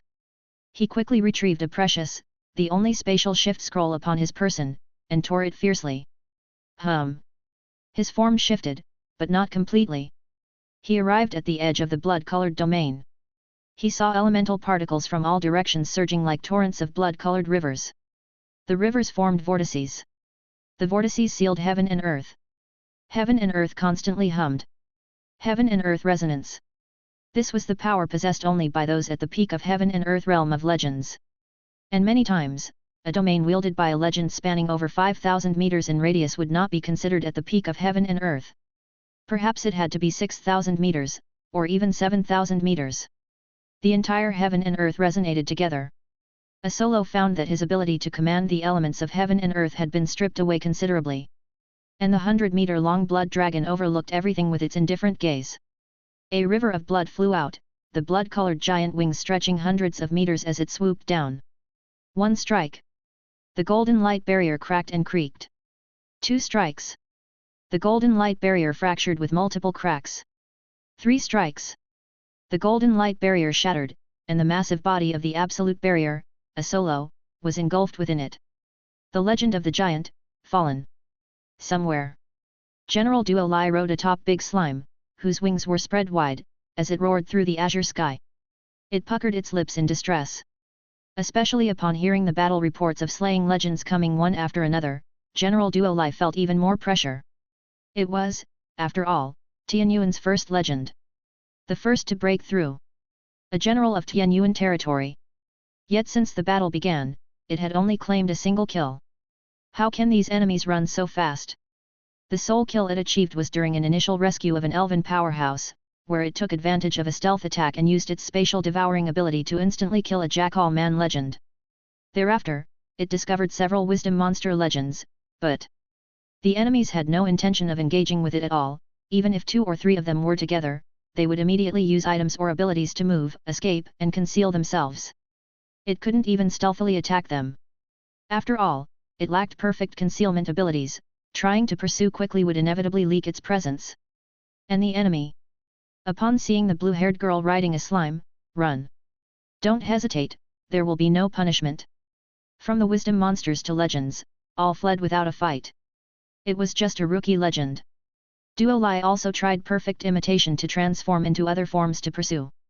However, it seems some legendary enemy had cursed it with a special ability, marking it. In the eyes of the enemy, it was like a bright column of light, impossible to hide. Then, come back. Mu Yuan said. Although Duola's tally of legendary kills was low, the number of monsters it had blasted along its path was not small. When it repelled and drove away the monster legends, it also achieved strategic value. Next, let Duolai return to the city defense battle. Putting it on Wolf Head Mountain shouldn't cause concern about the aftermath of its powerful attacks. At worst, the entire fortress would be damaged. This was within his range of acceptance.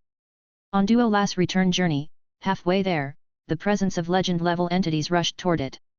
Only two. Just two legends dared to confront it. Duolai pondered, then decided to face them. These were two giant dragon legends.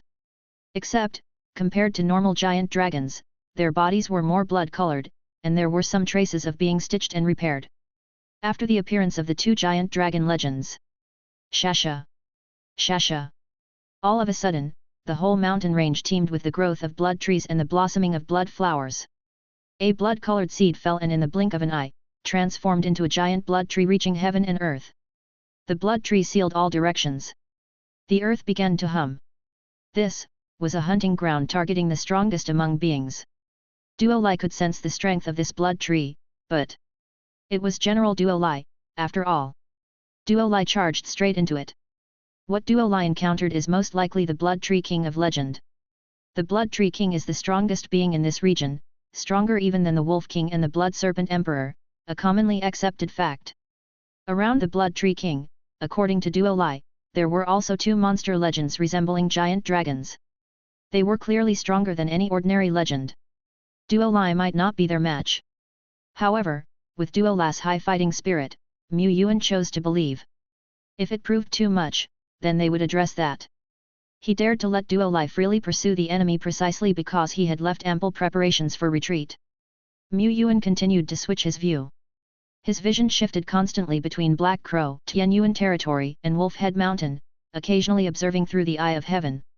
In his mind, dozens of messages from various places, generals and corps also converged. His brain worked like a computer, running at high speed. The legendary elf, natural priestess has fallen. The giant legend, a solo, has also fallen. The 13th elite squad encountered an ambush, with more than half casualties. 200-person elven elite troops have entered Tianyuan City's defensive area. The enemy is rapidly approaching. The enemy's vanguard is only 60 kilometers from our city.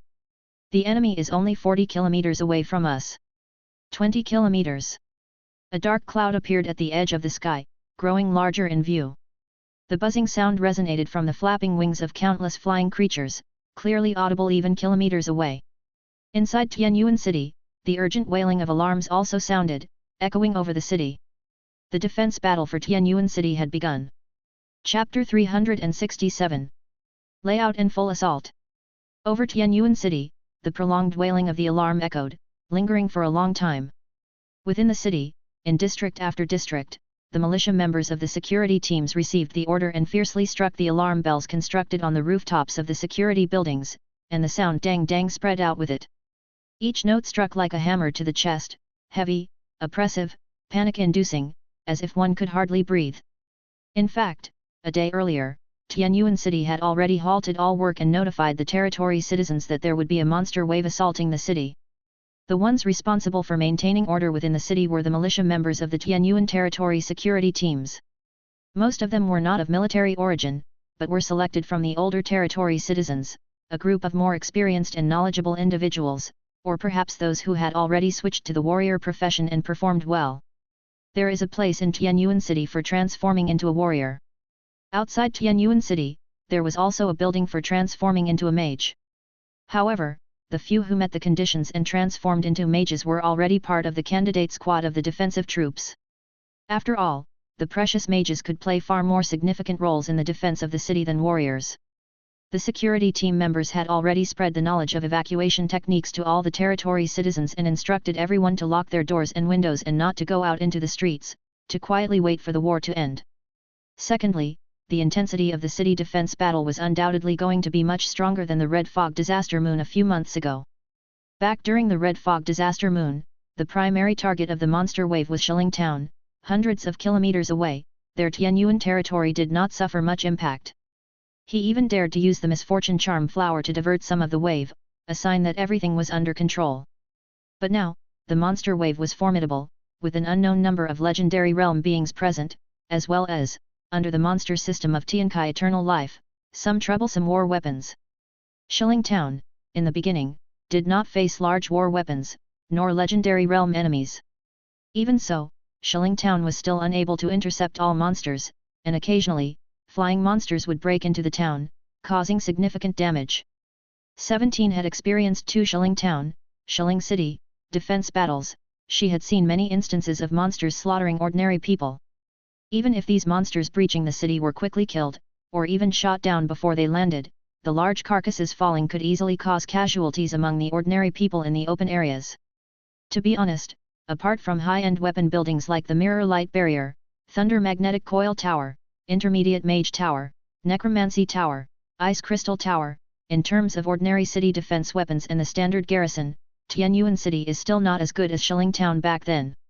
The good news is that Tianyuan City is smaller in area compared to Shilling Town, so the defense perimeter is not as large. The bad news is that having only the thousands of main force and reserve troops of Tianyuan territory spread out across the entire defense line, the line seemed quite thin. Even if he had various city defense weapons and Mirror Light Barrier, this godly protective technique, he must make ample security precautions within the city. Otherwise, a slight mishap, allowing a few monsters to slip through, could result in immeasurable damage. Once damage occurred, panic could easily spread throughout the city.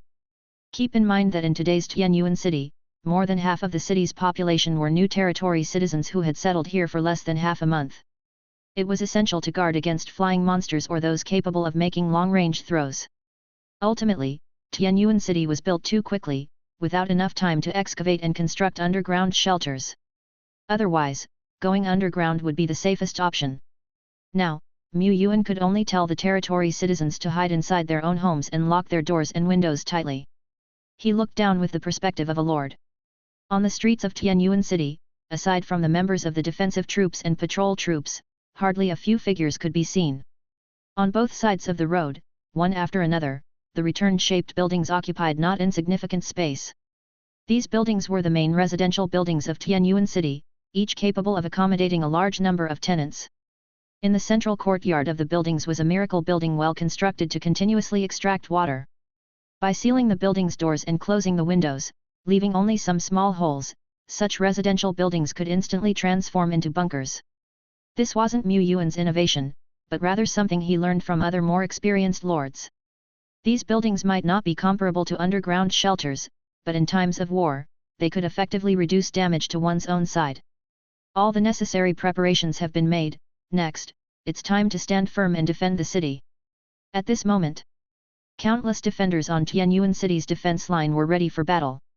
Among them were the Undead Legion, the main force of the defensive troops, and a large number of reserves who were not part of any corps but were of first-order professional level and second-order elite level.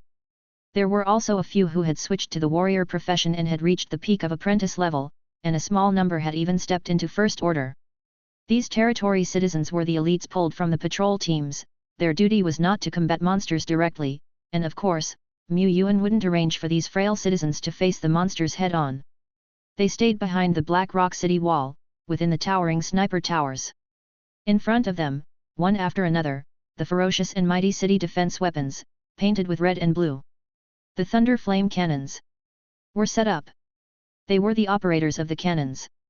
After all, the Thunder Flame Cannon was a man-made weapon, unlike miracle buildings that could shoot and lock onto targets by themselves. It required shooters, observers, and people to replace the ammunition belts.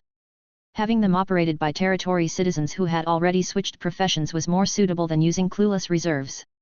After all, it is rather extravagant to have elites, who have fully awakened their self-consciousness, operate the Thunder Flame Cannons, especially when the defense line is wide and the troops are sparse. The monsters are coming. Damn, I'm so nervous. These are monsters we're talking about, and I heard that many of them are over 10 meters tall and can easily destroy a house. Scared of what? Didn't the captain train us? We just need to operate the cannons, and we can easily take down these terrifying monsters. Besides, we are now warriors, understand? Warriors. If it weren't for Lord's disapproval, I would definitely join the frontline troops, not just manning the cannons here. The young man responsible for the cannons stood upright, a sword always on his back. However, Coach Lu promised me that as soon as I enter the second order elite level, I will be able to join the defensive troops and fight for the glory of our territory. At these words, other young people looked on with envy. Who wouldn't want to make a name for themselves and reach the pinnacle? Who wouldn't want to fiercely drive out and slay the monsters that ravage their homes? If they could reach the second order elite level, they might also be qualified to apply for the troops, but they were not very confident about breaking through to the second order. After all, they were just ordinary warrior professionals, just regular people. But young Bamboo Stick was favored by the god of warrior when he changed his profession and obtained the rare 3-star profession swordsman. A genius indeed. Here they come. The hissing of the monsters and the flapping of wings resounded in their ears. Flying monsters, like a dark cloud, became clearer in the vision of the defending soldiers. Their silhouettes, their shapes, their fur, and their fangs were all distinctly visible. The almost naked upper body of a harpy with bird-like wings. The bloody vulture with no fur in sight, its blood vessels and flesh exposed. The shadowy giant bat with wingspan over 4 meters, sharp fangs, and a gaping maw. One after another, grotesque flying monsters grew larger in view. The new recruits couldn't help but feel tense. No need to fire. Repeat, no need to fire. In the watchtower, the Archer series team leader cried out. In the next moment, the new soldiers heard a sharp whistling sound as brown afterimages streaked across the sky. The arrow tower. The arrow tower has opened fire. Arrows over half a meter long pierced through a harpy, plummeting it from the sky. Then the second, the third, the fourth. Droves of flying monsters kept falling. They couldn't even get within 100 meters of Tianyuan City. But this was just the first wave of monsters. Soon, a second, a third, a fourth wave of monsters surged from all directions. The thunder flame cannons also started firing. Even in the central district of South City, in Tianyuan City, one could hear the thunderous booms of the cannons, and the distant roars of the monsters. Boom! A giant bat plummeted from the sky, crashed into the city, tumbled several times, and skidded across the ground, leaving a long trail of blood. Lord, do we need to use the 1,000 prism large reflection? Ilo, sitting by the staff of divine right, asked. Mu Yuan looked down at the surroundings. The monster waves had surrounded Tianyuan City in just half an hour. The city was like an isolated island in the sea, enduring the ceaseless onslaught of stormy waves. From time to time, monsters fell into the city. However, those that fell within the city limits were already dead, and there were very few that crashed into residential areas. The impact was not significant. And moreover, these monsters may seem numerous, but the vast majority are first and second order monsters, and third order warlord level monsters are extremely rare. In such deep wilderness, where overlord powers rule, the levels of monsters are generally not low. It would be unlikely for third order creatures to be scarce and fourth order to be unseen. This is just a feint by the enemy. We should reserve our water mirror light screen for the most crucial moment.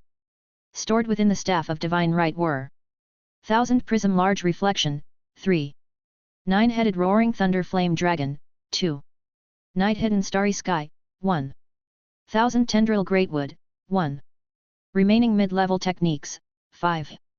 After Tianyuan City's location was revealed, the night-hidden starry sky, a large-scale magic occupying 20 skill slots, had lost much of its usefulness. But with the battle commencing, Mu Yuan did not have enough time to create new large-scale magic, so he chose to leave this one.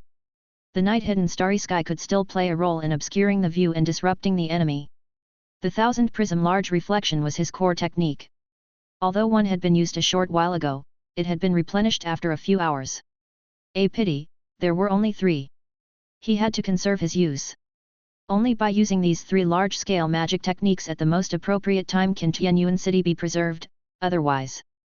Against enemies with legendary realm capabilities and a large number of war weapons, without this enchantment technique, he had no confidence whatsoever in preserving the city. But after all, it was merely a technique. If only Tianyuan City possessed a real enchantment, he wouldn't have to be so cautious during the battle and worry about damage to the city. Outside Tianyuan City, in a certain location, the messenger from Dragon Sleep Valley shrank his size and gazed far off at Tianyuan City amidst the waves. He had read the battle report regarding the Fang of the Jackal Wolf's campaign against Wolfhead Mountain. In it, several human battle moves were highlighted. An endless undead tide, seemingly inexhaustible, even more so than their own waves. Beyond imagination, capable of combating legendary entities, those who are fourth-order strongmen, and not just one or two. Invincible legendary beings, with a wave of her hand, she could obliterate tens of thousands of monsters. Terrifying ultimate moves, 9 thunder flame giant dragons descending from the sky. The messenger, of course, saw at a glance that this was the Wolf King exaggerating, making excuses for himself. How could there be undead that are more wave-like than their waves?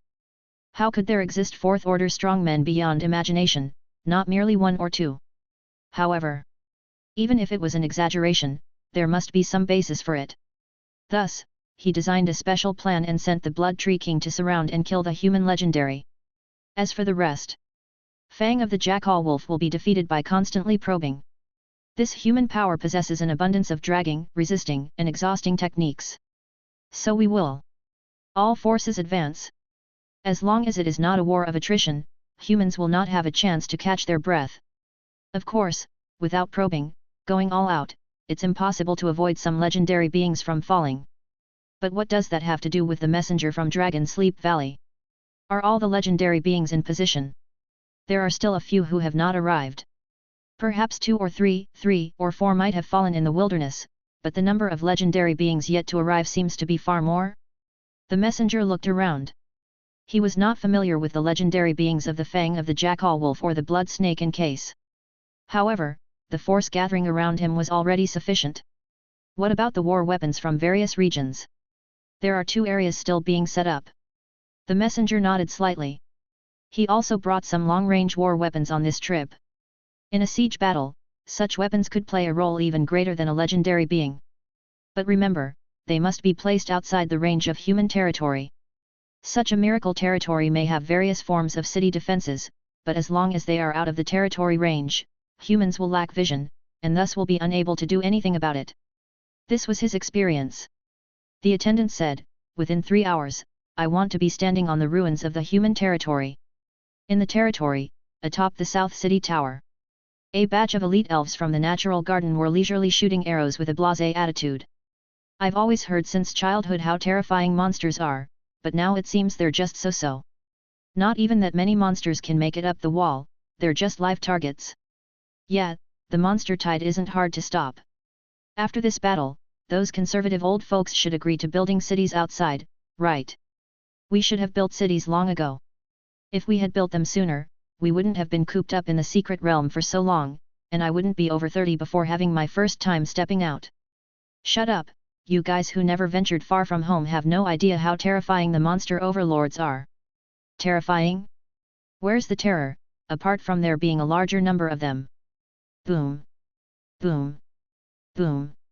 Suddenly, in one area of the tide, the ground bulged as a bloody giant stepped forth. Wherever it went, the monsters it touched turned into blood froth that merged into it. Its form grew bigger and bigger. It transformed into a giant 80 meters tall. Suddenly, its abdomen cracked open, revealing a fierce gaping maw. From inside the maw, a blood-red beam of light shot towards the southern wall, violently piercing its way. The young elf's pupils constricted as his view was filled with blood red. Chapter 368, Fourth Order Strongmen as numerous as rain. The blood-red beams, like converging rivers of fire, crashed down viciously, causing an entire section of the wall to continually shake, as terrified cries from the new elf recruits rang out. Each of these new elf recruits possessed combat skills above the second-order elite level and considerable combat experience.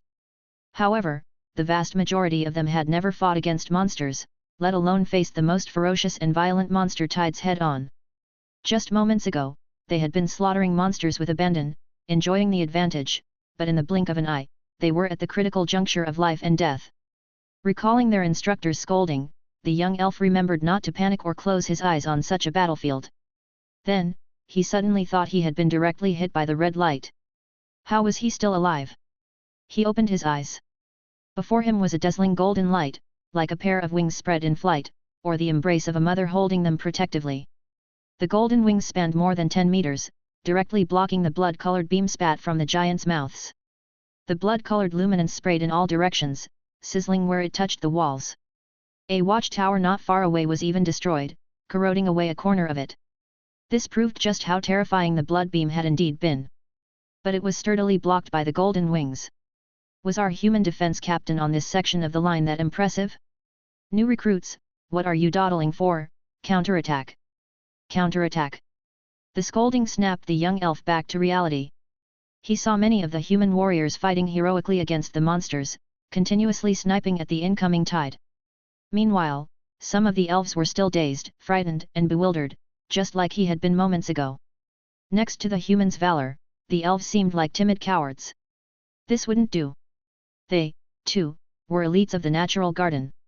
The natural garden was also a renowned vitality force. Ah!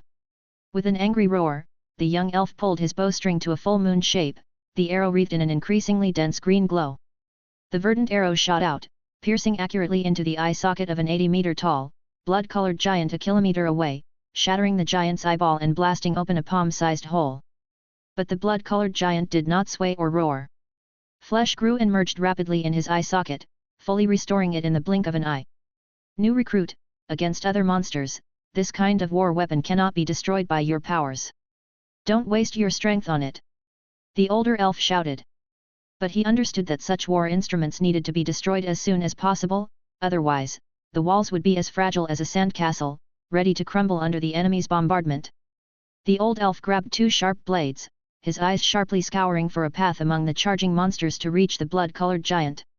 It would take at least 3 or 4 warriors of my caliber working together to have a chance to cross the kilometer distance and kill the blood-colored giant. And it was just a chance.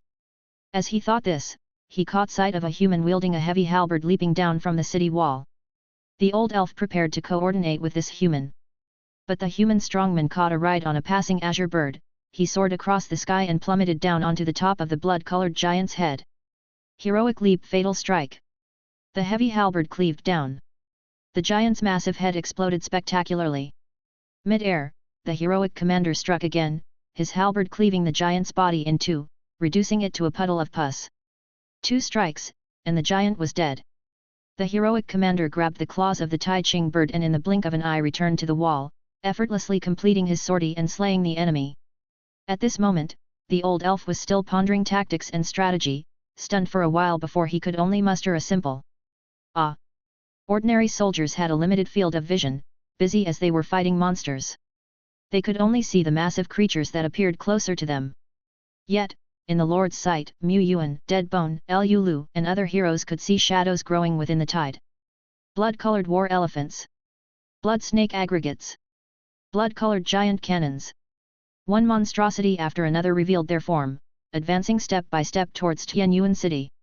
I used to set up the main defenses and structures on the north, but now, it's the south city walls that are bearing the brunt of the assault. He was helpless. How could he have foreseen a shift in his own territory? With Wolf Head Mountain Fortress on the north side, the south had become the enemy's most suitable breach point. He could only allocate more of the defense forces to the south. Reinforcements from the Natural Garden and the Giant Stone Ridge were also on the southern line of the walls. The reinforcements from the two forces were small in number but indeed composed of elites. The least capable among them were of the second-order elite level, with mastery of several skills, and they could even resonate with a fragmentary army spirit. The elf elites, not including those in the legendary realm, numbered 400, including 27 fourth-order strongmen, although some members of the elite squads were injured, receiving treatment and unable to fully recover their combat power. The giant elites, also not counting those in the legendary realm, numbered 200, with an even greater number of fourth-order strongmen. 31 in total. Among the 100-plus elites brought by Shen Linglong, there were also 6 fourth-order strongmen. In any place, fourth-order leader level represented formidable warriors, a lifelong pursuit many professionals could hope for yet never achieve. One-on-one, they had the ability to obliterate a large-scale war machine and could easily eradicate a mass of monsters. It's just that there were more monsters. The fourth-order bosses within the monster tide were far more than just a few dozen or hundreds in number.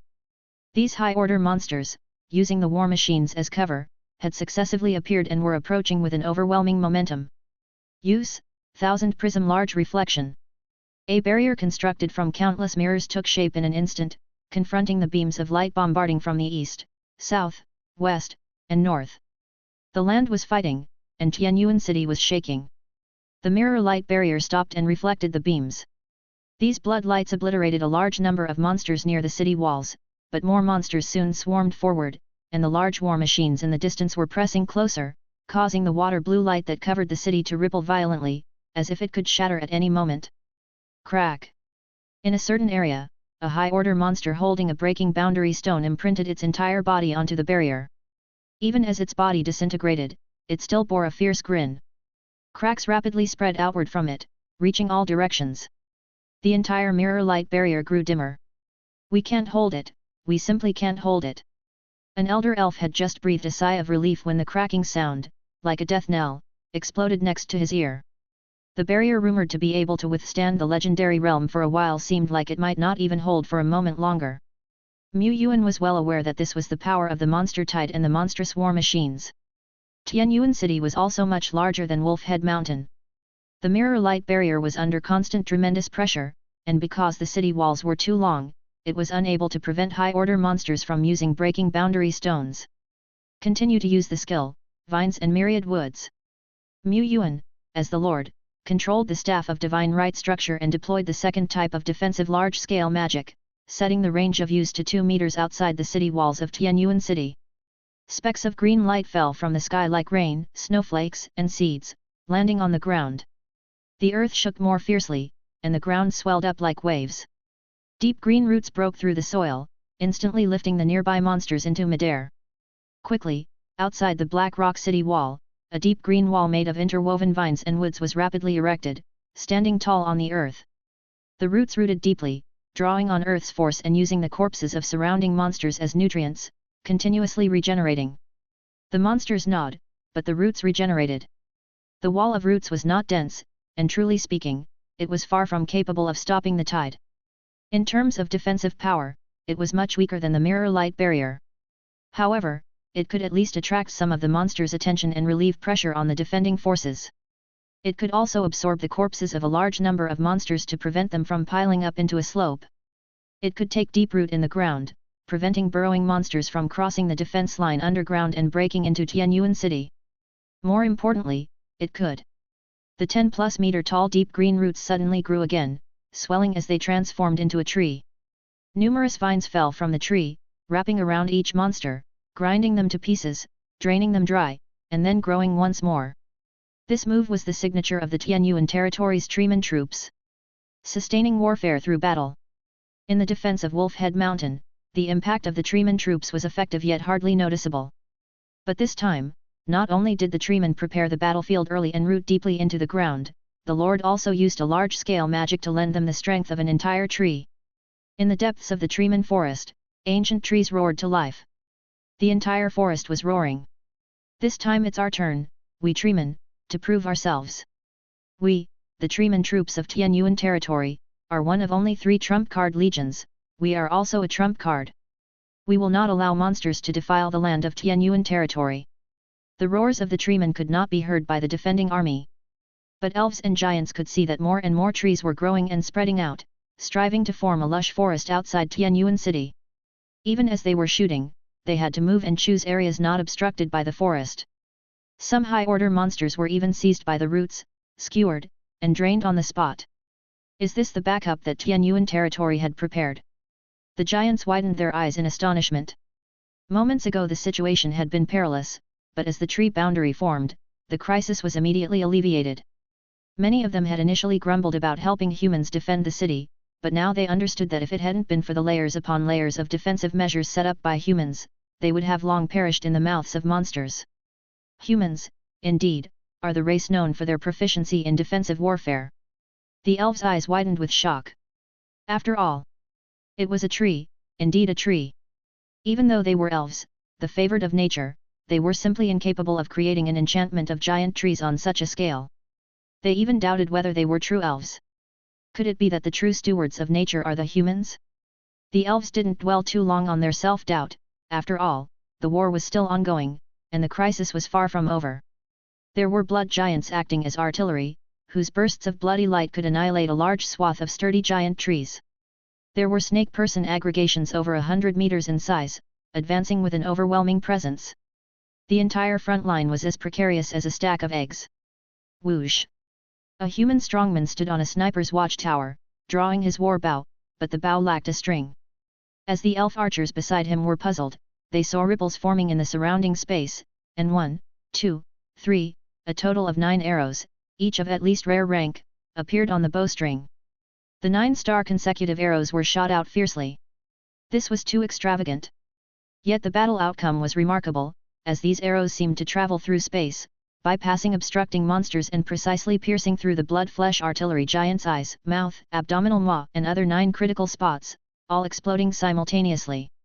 The blood-flesh artillery giant burst open like an overinflated balloon, exploding with a boom. More and more arrows, sparkling with starlight, were shot out.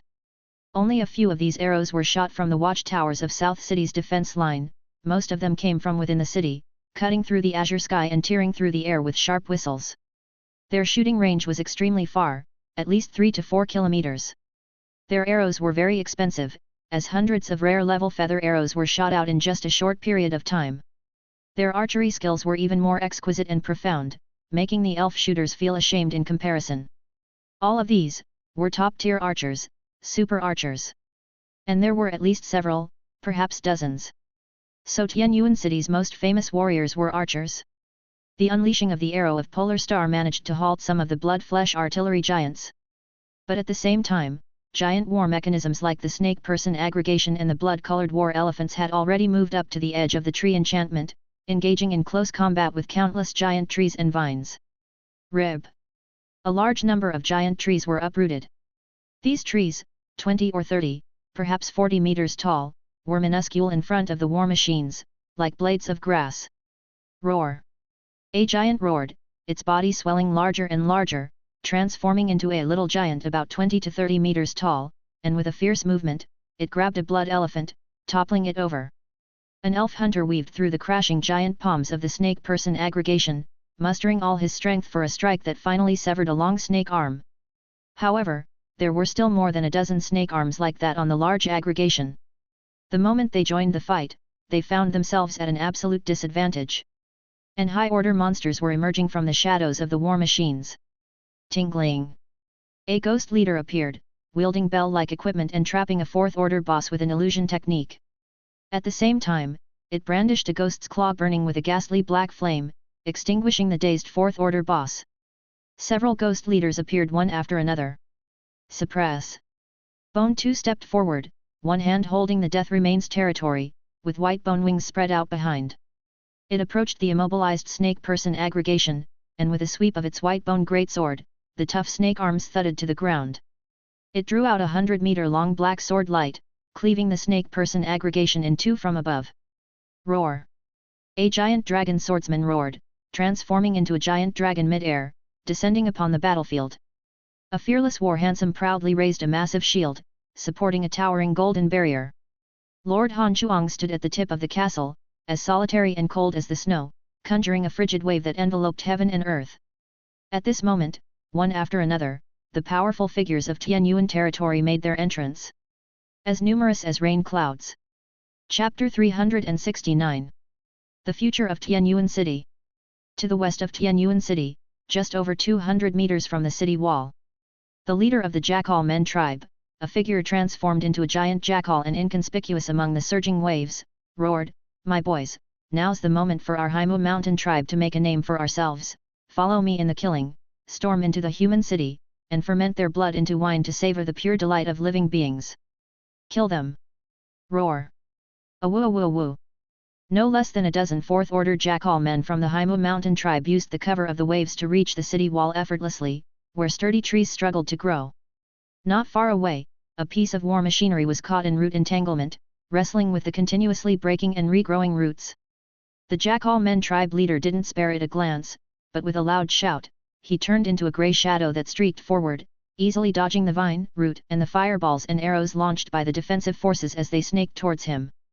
He transformed into a grey meteor, crashing against the city wall. The black rock city wall cracked, and about a dozen elite guards were sent rolling away, either dead or injured. Other powerful jackal men followed suit, scaling the wall. As soon as they reached the city wall, they became the prime target of the arrow towers. Mu Yuan had placed heroes such as Lu, Ilo, Xilu, and Rakshasa in charge of the defense structures in various defense zones. Each zone had hundreds of arrow towers, several thunder magnetic coil towers, and a few other buildings. They couldn't micromanage hundreds of structures simultaneously, but they could continuously adjust the arrow towers' targets, utilizing defense buildings where they were most needed. This was the advantage of having many heroes. The Lord didn't have to worry about everything. A single Lord couldn't control all the city's structures and would already be spread too thin, mostly relying on smart targeting the majority of the time. But even as the arrow towers kept firing and the thunder magnetic coil towers unexpectedly struck, the city's wall defenses were still thrown into disorder, with powerful jackal men bursting into the interior of the city. Boom!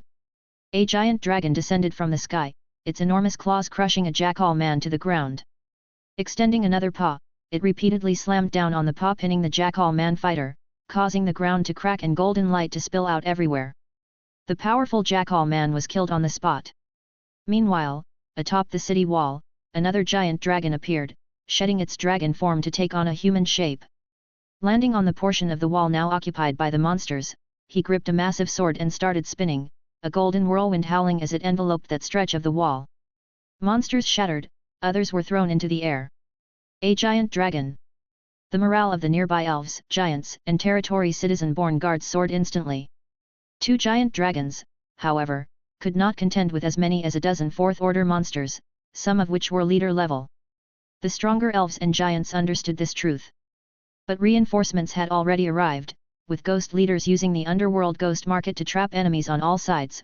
One used the nightmare pupil prison to obscure the minds of their foes. As a team, the skeleton lords appeared, and with one sword stroke, casually took the lives of fourth-order monsters. In the blink of an eye, half of the dozen fourth-order monsters were eradicated.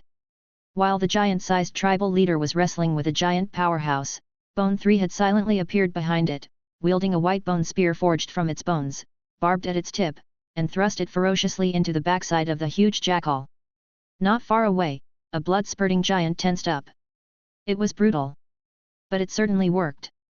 Bone 3, satisfied with the critically wounded jackal man leader, nodded approvingly, such exquisite timing and a fatal blow aimed directly at a weakness. It seems that I, Bone 3 Wave, possess at least a fraction of boss's style. Of course, boss's teaching is the best. The giant thought, the boss they speak of in the black-armored undead? Such cruelty. Dead Bone, I didn't, I have nothing to do with this. When did I ever teach that move? South City Defense Line, Defense Zone Number 3. Boom. An enormous snake person aggregation, more than 100 meters in size and blood red all over, had advanced right up to the city wall. Around it, massive trees fell, crushed to fluff under the lengthy serpent arms of the snake person aggregation. The 13-meter-tall black rock city wall was just a small step for this colossal creature. It could cross over and crush it at any time. Shadows fell, as though darkness had descended. The snake person aggregation continued to push forward. Nearby, 2 powerhouses from the giant stone ridge. One a fourth-order mountain giant, the other a fourth-order mountain unloading giant. Struggled to stop the huge snake person's slow advance. Then, crack crack crack. A domain spread out, as white bones pierced the earth like a forest. Above the forest of white bones, a Tianyuan powerhouse clad in silver-grey armor, with tattered bone wings and wielding a giant sword shrouded in dark aura, was staring at the snake person, massive as a mountain before him. The soul flame in its pupils erupted, as it raised the white bone sword high. Transform. Bones flew up into the sky as if they were droplets of rain suspended in midair, then began to converge toward the small figure in the center. Rib after rib extended outward. The vast torso was quickly assembled. The figure supported by the bones rose to 100 meters in the air, with the final pieces clicking into place, the giant's eyes suddenly illuminating like spotlights. The white bone giant stood firmly upon the earth. This form, this figure. The vampire marquis who had just extracted a fourth-order boss's heart widened his eyes in shock. In the distance, frost giant dragon Sario roared in anger, Bone 4, this brat, actually dared to cosplay boss. And it was strikingly similar, nearly indistinguishable from boss's own form during his fourth-order phase. Why can't I cosplay as that? Dragon fumed. After all, among the 3 skeletal, Bone 4 was the only one who had received the true teachings of Dead Bone. The giant human of death remains he learned was an improved version that Dead Bone had refined many times, making it exceptionally outstanding. It had a massive build, immense strength, and its defense and stability were also very prominent. The white bone giant pinned down the giant snake man, pushing it back little by little. Suddenly, the white bone giant exerted a forceful push, and the giant snake man, this enormous creature, was sent flying, hurtling hundreds of meters away, crushing and killing countless monsters in its path. It was as if the sky had fallen and the earth had split, with stones flying chaotically. Is this really a fourth-order strongman? Another giant nearby compared their height, build, and strength, finding that all the advantages they had as giants were outmatched. Could it be that the true lineage of giants also lies within Yuan? Bone 4 stopped the giant snake man's onslaught and had the opportunity to blast it to death. However, many monsters, high-order monsters included, were pouring into the South City area through the breach made by the giant snake man. This pass shall not be breached. A skeleton lord commanded his domain to materialize, forming a barrier at the breach. At this time, some high-order monsters skirted around the displayed skeleton lord's territory, charging directly into the city. This was the strategy given from above. Living beings have many weaknesses, and a city full of weaker beings was an even more fatal flaw to them. If they could just breach inside and throw the city into chaos, the entire defensive line would crumble without an attack. A certain snake man leader, using serpentine movements, ran swiftly to avoid incoming sharp arrows, heading towards the area with a rich scent of life. Suddenly, whiz! As the snake man leader stepped onto a main road, an arrow, with a faint star blue glow on its feather, shot out from an alley. The distance between the arrow and the snake man was less than 2 meters. But the snake man leader was indeed a strongman just below the legendary realm. His reaction was incredibly swift. His entire body twisted like a drill, spinning like a top, with his curved sword slashing out a bewildering flurry of lights. A corner of a one-story building tens of meters away was sliced off. The ground was marked with smooth, even scratch marks. Yet the snake man leader's eyes bulged as he took an arrow right in the center of his brow. Before he was hit, he faintly saw the feather arrow making continuous sharp turns, turning a total of 19 times mid-flight. He collapsed with a thud. In the city, arrows flew and cannons roared. After about 10 seconds, the already lifeless, bloodied body of the snake man leader suddenly twitched. His snake mouth opened wide, split, and from it emerged an identical snake man leader, only covered in viscous liquid. Pfft! An arrow of polar star, coming from who knows where, struck right in the brow again, with the power of the polar stars exploding upon impact, leaving no bones of the snake man leader. 17, leading the arrow of polar star, was like an invisible assassin, playing a tremendously effective role in the defense of the city. Many high-order monsters hadn't even realized what was happening when their consciousness plunged into darkness. Over 80% of the high-order monsters that had broken through the city walls and entered the city were taken out by the arrows of Polar Star. They were unassuming assassins. And existences like the giant dragon swordsman, the wings of the Wind King, and others were soaring above Tianyuan City, boosting the morale of all with their conspicuous strength. Bone 4, now a giant, Bone 2 charging into the fray, Daifu who laid the water's mirror, Qing Shuang who ruled within the ice, they were strong men among strong men. In Tianyuan City, just how many fourth-order strongmen and how many out-of-class peak strongmen were there? People in the city couldn't see clearly, their vision was limited to their immediate surroundings. People outside the city couldn't see clearly either, with flames soaring in the distance, arrows raining down, and chaotic figures everywhere. They too couldn't see clearly. However, the envoy from Dragon Sleep Valley could more or less discern that the fourth-order strongmen of Tianyuan City seemed just a bit too many. In the territories controlled by the two overlords, countless fourth-order minions of the large tribes were crushed like waves. Before the battle, he had heard the Wolf King say that this human power had quite a few top fourth-order strongmen, far more than one or two. At that time, he only half believed it, feeling that the Wolf King was exaggerating, using this as an excuse to deflect blame. But now, I might have misjudged the Wolf King. Although the Wolf King looks like a crafty jackal man, he is more conservative and honest than anyone could imagine. But why? Why do you, a jackal man, need to be so conservative? He looked towards the Wolf King. The Wolf King was gazing at Tianyuan City, lost in his thoughts. He had already doubled the number of fourth-order humans, but why? Why was it still not enough compared to now? Were the jackal men who reported from the front too conservative? Damn it, which little jackal was so overly cautious, to their shame as jackal men. At this moment, the battle at the front lines was still intense. The envoy of Dragon Sleep had never thought that mere minions and mere cannon fodder would be enough to take Tianyuan City. Seeing that most of the high-order minions and war machines had already been dispatched to the front lines, he ordered, all-out assault. The legendary jackal men, snake men, and a few non-snake, non-wolf creatures of the legendary realm looked towards the Wolf King and the Blood Snake in case. All-out assault, follow the steps of the envoy to crush the living being's city, the Wolf King immediately said. The Blood Serpent Emperor followed suit, the Blood Snake in case will do the same. The envoy of Dragon Sleep glanced at these legends without speaking further, just manifesting his 100-meter-long formidable body and roaring towards Tianyuan City. The monster overlord's legends have arrived. 1, 2, 3, 4. They're not even trying to hide. These monstrous legends all opened their domains from 10 kilometers away, stretching them to their limits before moving forward step by step. Their aura surged to the sky, causing the surrounding red fog to drift and the white clouds to shatter. From within the city, one could see clouds of energy forming one after another, with legendary beings standing within them, moving forward step by step. Shen Linglong gathered 100 elites, and a fragmented army spirit appeared above them. Her domain, like a glazed treasure armor, covered the army formation. She became the arrowhead of the formation, crashing into the domains of the monstrous legends. Boom! A jackal man legend crashed from the sky, smashing a giant pit into the ground. But then other legends attacked from the side. Shen Linglong intercepted 2 monstrous legends. Elves and giants, one after another, stepped up and intercepted 4 legends. However, everyone soon despaired to find 1, 2, 3, 4, 6, 10, 17. There were a total of 17 legendary realms, not including the 6 legends who were entangled, nor the others out in the fields. Just like that, another 17 legends were advancing through the air. The power of heaven and earth swarmed together, and a colossal hand hundreds of meters in size slapped down from afar. In the name of the breach, Lu Lu, armed with spear and shield, stood behind hundreds of elite defensive troops.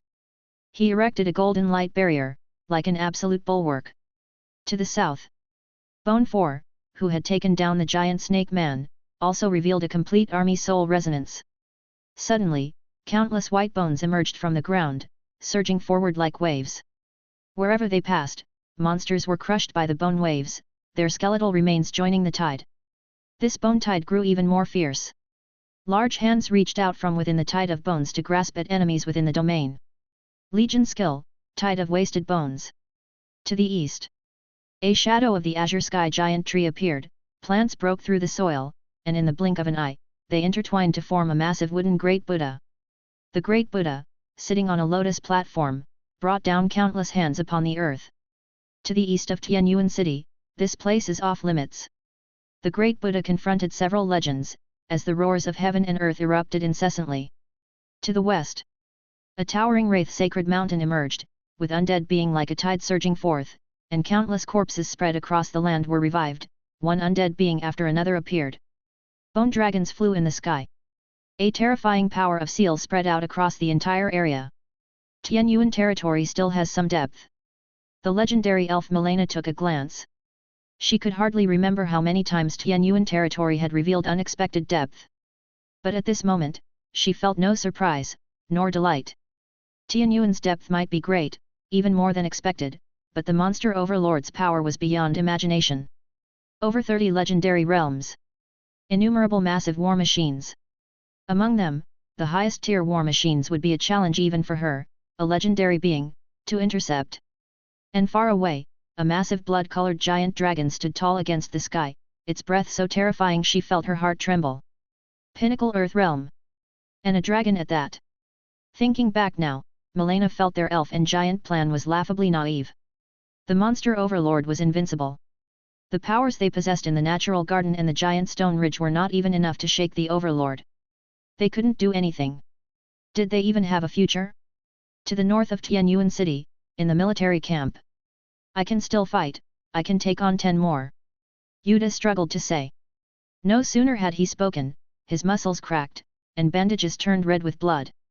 Lainey came over and cast her healing light, but the Saint of Holy Light's healing could only provide temporary relief for Yuda, and he had to recover from the damage caused by the physical shackles himself. So, Lainey opted for a different treatment approach. She took out a hammer and knocked Yuta out with a thud. All was quiet. I can still fight. Awoo. Not long ago, Lian Yu, who had gone back and forth 7 times on the front line and already heavily wounded, had just howled twice before becoming utterly docile. Likewise grievously injured, Xi Lu didn't howl. She had an important task controlling all the defensive structures on the eastern side. This is what it meant to be a relied upon officer by the Lord. She continued to keep her focus on the eastern defensive line, constantly controlling the arrow towers to shoot. By now, she had lost over 30 arrow towers, and countless more were damaged. The city walls were precarious in sections. And yet, there was always a warrior who sealed the breach at a critical moment. Move 21 meters to the right, use guard's light. A fearless general moved swiftly without hesitation and erected a golden barrier, because it was the voice of the Lord. Dive 300 meters southeast, use Cyan Storm. Target at 9 o'clock direction, use Cold Tide Funeral. Move 40 meters to the left, use bone-constructed walls. Mu Yuan was constantly strategizing with fine control. He stood atop an intermediate mage tower overseeing the distance, already catching sight of many monster figures flying within the city's bounds. His gaze even surveyed the entire territory, heart-taut, as his eyes swept over each legendary monster. Not enough, it's still not enough. Just wait a little longer. Suddenly, Mu Yuan noticed, about 10 kilometers to the east, flesh was gathering rapidly, and within a dozen seconds, something resembling a massive cannon stood erect on a distant hillside. The size of the cannon was not as large as the top-tier war machines, but at the front of the cannon, red particles visible to the naked eye were converging. Particles like a tide. 1,000 prism large reflection. A colossal blood-colored pillar of light, 10 meters in diameter, penetrated 10 kilometers of land and struck the mirror light barrier, causing the entire barrier to shake violently. But almost simultaneously, a second, third, and fourth blood-colored cannon were cast in the west, south, and north of the Tianyuan territory. Even though the enemy already possessed legendary powers of absolute dominance, they still set up one contingency after another. The water mirror light screen shattered. A pair of pristine white wings suddenly appeared. Unfolding to span over 10,000 meters, it was as if 2 arms cradled the entire Tianyuan territory within them. Protection from the god of purity. Feathers transform into a pair of pure white wings that envelop and protect multiple targets. The pure white wings can cover an area of up to 10,000 meters in radius, and can withstand most legendary attacks at their peak. The translucent pure white wings encased the perimeter of the Tianyuan territory like a wall. The blood-colored pillars of light, the legendary force of heaven and earth, only caused the wings to tremble slightly. This was yet another foundation. However, it was clear to anyone that these wings could only offer temporary resistance. Tianyuan. Shen Linglong retreated to the front of the city wall, her words faltering. The strategic council within the city advised her, "Lord, break through. As long as you survive, there is a future. With your capabilities, even if the territory falls, you can make a comeback in a few years." Her words were not incorrect. Mu Yuan even held an unused heart of the territory in his hand. He was not afraid of being unable to rise again. He had confidence in his own efforts and talents. But he could not abandon the people of Tianyuan territory, the countless generals, soldiers, and territory citizens. If he were to break out, how many would ultimately survive? Even if the territory were to be destroyed and the territory citizens were to become refugees, some could escape under the enforcement of the laws of heaven and earth to another miracle territory. But in the end, how many could truly escape the mouths of the monsters? Moreover, worry not. Mu Yuan's mind was taut, beads of sweat had begun to form on his forehead. A sign of mental exertion taken to the extreme. But his expression remained calm and composed. I still have one foundational move left to use, if that fails, then we can talk about it. He looked toward the city. Tianyuan City was like a small boat in a raging sea, constantly rocking to and fro. The rumbling noise continued unabated. Inside the buildings, dust and debris fell, and cracks had begun to appear in the walls. Some people peered through the gaps in the windows, only to see the monstrous corpses, hearing the increasingly nearer roars of monsters. It's over, we never should have stayed in this small city. We will all be destroyed by the monsters, we're going to die, all of us will die. Slap. A crisp slap suddenly drowned out the panic-stricken screams. The pale-faced youth bore a red mark on his cheek. A young man with his sleeves rolled up crouched down, eyes level with the youth. Listen, I know the monsters are terrifying, and we might die, but haven't we always struggled desperately under the chase of monsters in the past? We've gone hungry, we've lost one loved one after another, we've been forced to wander time and again due to monsters, but these days in Tianyuan City are the most comfortable, most peaceful days I've ever had since I was born. Do you understand what peace is? Since we will die sooner or later, might as well die with a purpose, die for something worthwhile. Besides, the city has not yet fallen, the Lord and all the leaders are still fighting. I indeed don't have the power to face the monsters directly, but at least, I am willing to believe, to pray, that might be the only thing I can do now. I believe in our Tianyuan city, in our future. Mu Yuan stood atop the mage tower, gently sustaining the territorial power in his hand. In this moment, he could clearly sense ripples within the territorial power. Violent ripples. The power of the territory began to boil. Chapter 370, Holding Tianyuan City in Hand, Invincible in This World. Mu Yuan held a pure white feather in his hand, the enormous great force emanating from it. The power of the epic treasure, the pure white feather, had no connection to the level or realm of the user. Even with Mu Yuan wielding and using it, he could still unleash the full power of the feather. Pure white protection enveloped Tianyuan City, instantly stabilizing the city's trembling defenses. Still, pure white protection could not save Tianyuan City. Under the onslaught of numerous war machines and legendary bombardments, the vast wings that wrapped around the city were also gradually dimming. Time was running out. This was indeed only a slow death, if there were no other killer moves. Take action? Not yet, he said. He looked towards Dead Bone. Dead Bone had recently returned to the western city's defenses, and its gaze fell not only on West City's defensive area. Its bony hand rested on the hilt of a sword, casting an inquiring look. Dead Bone had already experienced several major and minor battles in the wilderness but still retained a still capable condition. Dead Bone still could command the Undead Legion and unleash the Emperor's one sword. However, the Emperor's one sword possessed conceptual killing power but could only target a single foe. If Dead Bone took action, even if it were able to confront or even slay the distant blood-colored giant dragon, it still couldn't defend the expansive Tianyuan City. The city truly was their weak point. At this moment, Dead Bone hadn't truly taken action, it only commanded the bone dragons to soar, extinguishing fires here and there and exerting half of the power of Seal from Wraith Sacred Mountain. Mu Yuan was waiting. Waiting for the enemy to come closer.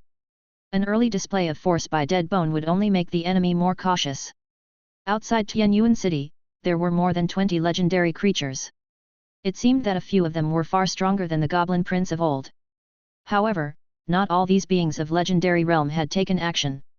The blood-colored giant dragon still stood tall, tens of kilometers away in the sky above Tianyuan City, coldly overlooking, surveying from a height.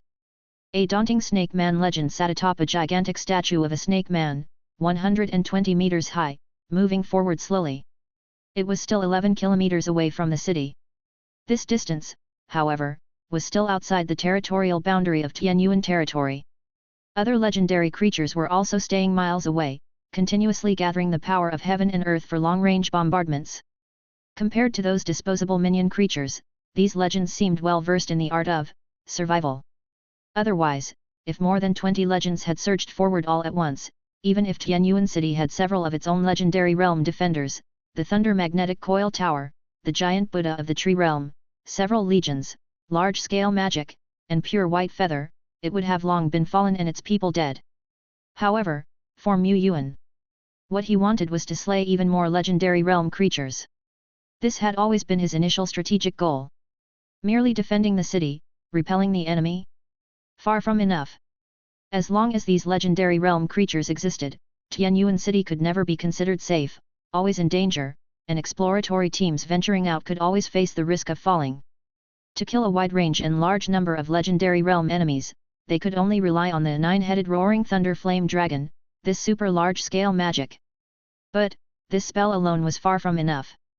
In the last battle at Wolf Head Mountain, if the enemy hadn't fallen out of the shattered space, the nine-headed roaring thunder flame dragon couldn't have killed all of the legendary realm enemies at once.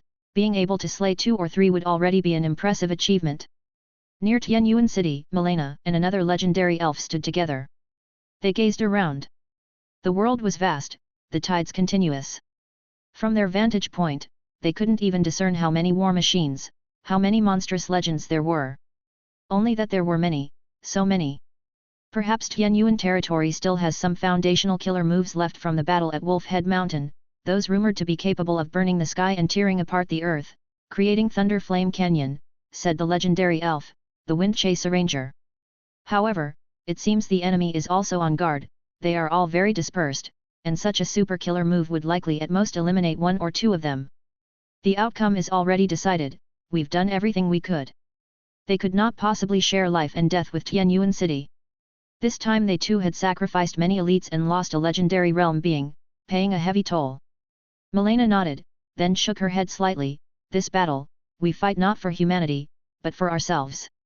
If anything, it was Tianyuan City that, pressured, had to stand at the forefront, had to commit all its forces, all its foundational strength. She had just seen many black armored skeletons and phantasmal ghosts fighting on the front line in Tianyuan City and dying in their posts. Some of them, in her opinion, even had legendary stature, and their fall here was far too pitiful. But this was war. Inside and outside Tianyuan City, the number of defense buildings that had collapsed or were destroyed was countless. The thriving tree realm, the majestic giant Buddha, mountains of bones stretching beyond the city walls, the protective enchantments covering the city, the pure white feather that blocked out the sky. On and on.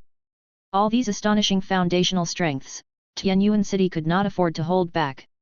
Tianyuan City's most powerful beings were apparently ambushed by formidable enemies in the field and were unable to return. The enemies were even more numerous than those seen in front of them. In comparison, their natural garden at most sent out most of its main forces and rarely stepped out of the defense line to charge into the fray, so their losses were much smaller. Let's hold on a little longer, at least until the city falls, she said. Then, as the Wind Chaser Ranger said, they indeed could not share life and death with Tianyuan City. They still had their own natural garden to protect. They could not fall outside. Milena took out the foundation of her power, the epic treasure floral tree realm she had brought on this trip, and handed it over to the Wind Chaser Ranger. When the time is about right, gather our elites of the natural garden into the floral tree realm, take as many as you can. To the east of the city, more than a dozen kilometers away. The envoy of Dragon Sleep stared at the pure white wings in the distance and judged, the scent of the old gods, it seems that these sentient humans have used up all their tricks, they have no surprises beyond our expectations in the legendary realm. The giant Buddha of the tree realm, the pure white feathers, and other methods had, to some extent, exceeded the envoy's expectations. However, compared to the swarms of fourth-order strongmen, these little foundations and secret moves didn't seem like much to him. What he had previously worried about was that the number of legendary realms in Tianyuan City had been too conservatively estimated by the Wolf King. Now it seemed that humanity indeed had only one legendary realm. One or two, or even three, in the grand scheme of things, it didn't make much difference, unless all these legendary realms were at the pinnacle of the Earth realm. The envoy of Dragon Sleep glanced around again, his gaze briefly lingering on those sluggish legendary realms. He snorted coldly and then, flapping his blood-colored giant wings, began to fly towards Tianyuan City. Ultimately, it was necessary for him, the envoy, to take action personally. They from Dragon Sleep Valley weren't just assisting the Fang of the Jackal Wolf because of the annual tribute. The Fang of the Jackal Wolf. On this Black Peak Island's vast domain, there likely existed a realm passageway that could lead directly to the Tai-Shan Alliance's borders. The existence of human territories, of miracle territories, made him more convinced of this speculation. To eliminate the human forces, completely control the large domain of Black Peak Island, and find the secret passage to the Tai-Shan Alliance, this was his true mission. Since the envoy himself took action, the other legendary realms didn't dare to merely wield the power of heaven and earth anymore, they began to move forward. Now that the human city is on the brink of collapse, it is the moment for us, the Blood Snake Encase, to perform. The Blood Serpent Emperor spoke as he rode his massive war machine, charging forward at high speed. He held a scepter, and in the next moment, the war machine in front revealed a rustling sea of a myriad of snakes. The other legendary realms of the Blood Snake Encase rose in spirit. Indeed, the creatures were already at the end of their strength, it was time to show their valor in front of the great envoy. Those belonging to the Fang of the Jackal Wolf, follow your emperor. Kill! The Wolf King, unwilling to be outdone by the Snake Queen, also roared. However, if one were to look down from the very top of the sky, they would see that despite the ferocious aura of the Wolf King that seemed to blaze like fire, his charge forward was not fast. He only appeared swift and brave. A bit farther away, a legendary realm figure shrouded in a white mist appeared, his shape blurry. He looked at the human city, then glanced back. That terrifying white bone undead should not have followed. Actually, the Mirage Shell legend felt he should have shaken it off 1 or 2 hours earlier, but out of caution, he was still wandering in the wilderness. Otherwise, would he go to the envoy and say that several of their legendary realms were ambushed and killed by a single creature's legendary realm, and only he managed to escape? Could he say that? He simply wouldn't go back until after the battle was over. By then, he would just say he encountered an ambush and struggled to escape, delayed on the road for a while, and that would be fine. Plan set. The figure in the mist slowly moved towards Tianyuan City. Rib, tear. One by one, the arms of the giant Buddha of the tree realm were torn off by giant hands shaped by the power of heaven and earth, and cracks started to appear on the body of the giant Buddha. It had cracks already, but it was also healing constantly. Yet at this time, as the legendary monsters gradually exerted their strength, the rate of healing could no longer keep up with the rate at which new cracks were forming. Outside Tianyuan City, the once lush treeman forest realm was almost emptied. New trees were born, but before they could grow large, they were trampled and crushed by monsters. In the depths of Treeman Forest, Tree Demon Granny and a group of treemen were already showing signs of wilting, with yellowed leaves drifting down. The army soul embryo hovering above the forest also began to blur, as if it could no longer hold its shape. It's time to take action, Mu Yuan said as he entered the Lord's vision to survey the surroundings. At this time, the legendary realm monsters were still scattered, each maintaining a distance of hundreds, or even thousands of meters. Some of the legendary realms were not close enough to Tianyuan City to have entered the range he had planned that was sufficient to take out all the enemies in one fell swoop. But indeed, there could be no more delay. The front line had already seen a succession of elite sacrifices. The elites of Tianyuan could withstand the pressure, but not necessarily those from the natural garden or the giant stone ridge. They were like a taut string, ready to snap at any moment. Mu Yuan held the pure white feather in his left hand, and his right hand also slowly raised. In his palm, there was a golden territorial power that only he could see, slowly brewing. He felt as if he could sense the emotions of the territorial power. The emotions of Tianyuan territory. The emotions of the territory's citizens. There was hesitation, panic, but also determination, full of faith, and a burning desire to fight. Territorial power, activate. Thump. Thump. Thump. His heart was beating, his light of will was burning, his energy and blood gradually boiling. In an instant, Mu Yuan felt as if he merged with the entire territory. No, not as if. At that moment, he was the one standing upon the land of Tianyuan territory, harnessing the power of the entire territory for his own use. Inside Tianyuan territory, hundreds and thousands of miracle buildings resonated with invisible ripples, that was his power. Inside Tianyuan City, countless territory citizens, intelligent war breeds, resonated with invisible faith, that was his power. The vast territories of Tianyuan territory, as well as the numerous expansive secret realms that extend from it, were also his power. Endless great force poured into his body, and his soul seemed to ascend. To be precise, this was the first time Mu Yuan had squandered the territorial power without any reservation. The recovery of territorial power was slow, and with the war looming, he had never dared to exhaust it recklessly. But at this moment, he felt none of the excitement, elation, or intense emotions. He was as calm as a sage, casting off all distractions. All his thoughts and ideas pointed towards the single, most fundamental purpose. He overlooked the vast lands. 829 defense structures, 3,124 city defense soldiers fighting valiantly. All of them, big and small, were imprinted in his heart. Quell. 2,642 meters away, a legendary jackal man lunged at June, who was fighting guerrilla battles outside. Its claws were a mere half-meter from June. His entire body stiffened. He crashed harshly into the ground. The earth bulged outwards like surging waves in all directions. The legendary jackal man's domain began to shatter.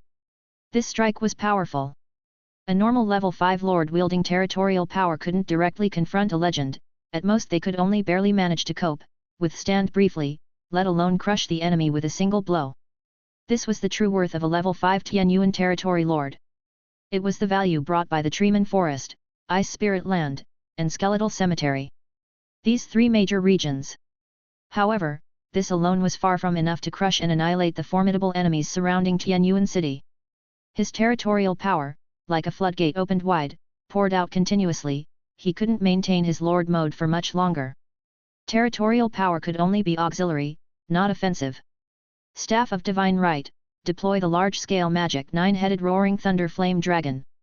Coordinates, 56322,863. Ding!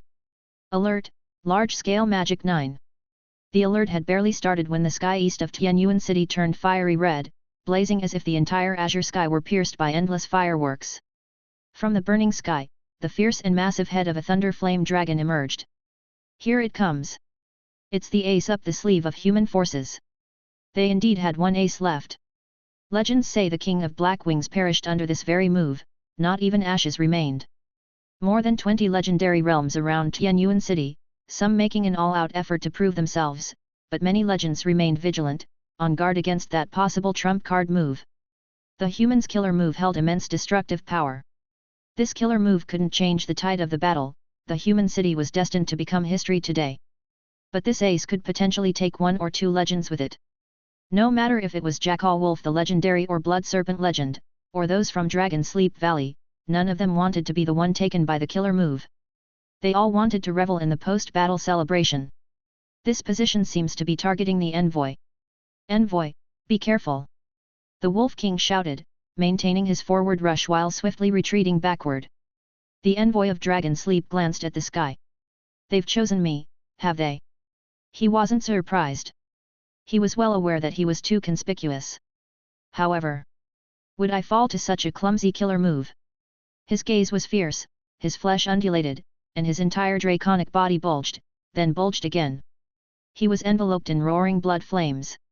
With a flap of his wings, his massive body turned into a blood-red streak and flew rapidly. In the sky, the dragon head was followed by the long, massive body. The 9-headed roaring thunder flame dragons, entangled at the end, descended at unimaginable speeds, spanning this part of the world. They didn't crash directly nor turn into endless light and heat in an explosion. The entwined thunder flame dragons split into nine enormous dragon shadows dispersing to fly in all directions. Mu Yuan's thoughts were incredibly serene as he firmly controlled these wildly fierce thunder flame dragons. He precisely manipulated this devastating large-scale magic, calculating the optimal attack route. Go! The retreating legendary Snake Man's pupils dilated. His domain twisted and cracked under the destructive energy. In his vision, red and blue expanded rapidly, devouring everything. Domain, body, all were incinerated in the extreme flames of thunder and fire, leaving only ashes to fall. Not enough. Still not enough. Mu Yuan's eyes gleamed with golden light, sweat droplets beginning to form on his forehead again. The sweat quickly evaporated into nothingness. Deploy a second 9-headed roaring thunder flame dragon. In the southwest corner of the domain, the sky suddenly also turned blazing red, and the thunder flame dragon descended upon the world, scattering its destructive power. The thunder flame dragon intercepted 2 Jackal Man legends, and after circling to form a semi-arc, exploded near the monster legends.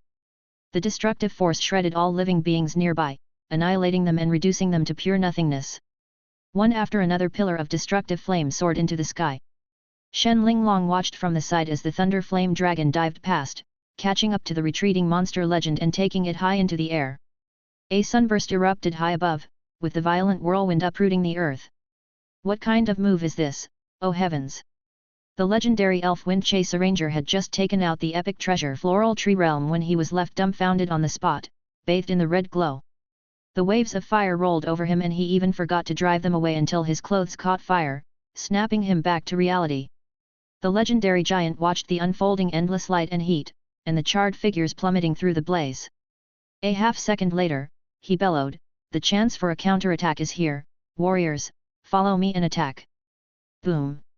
Dazzling flames burst forth continuously, with nothing but blazing white in view.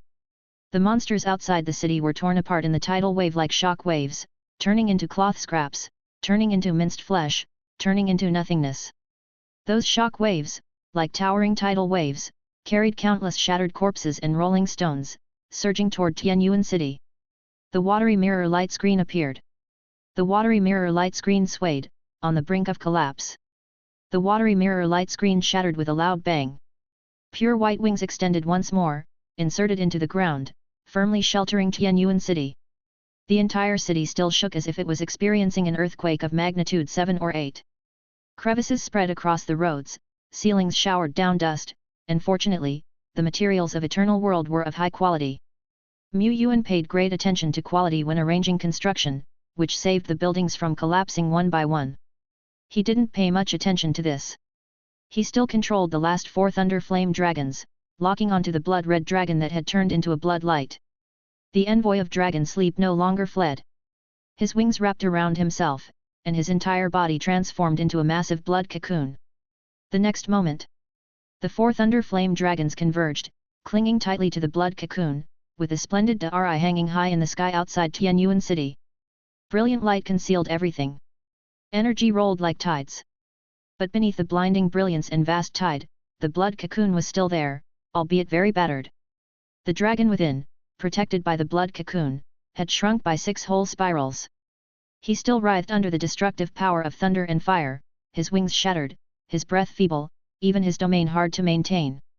But after all, he was alive. To live meant a future.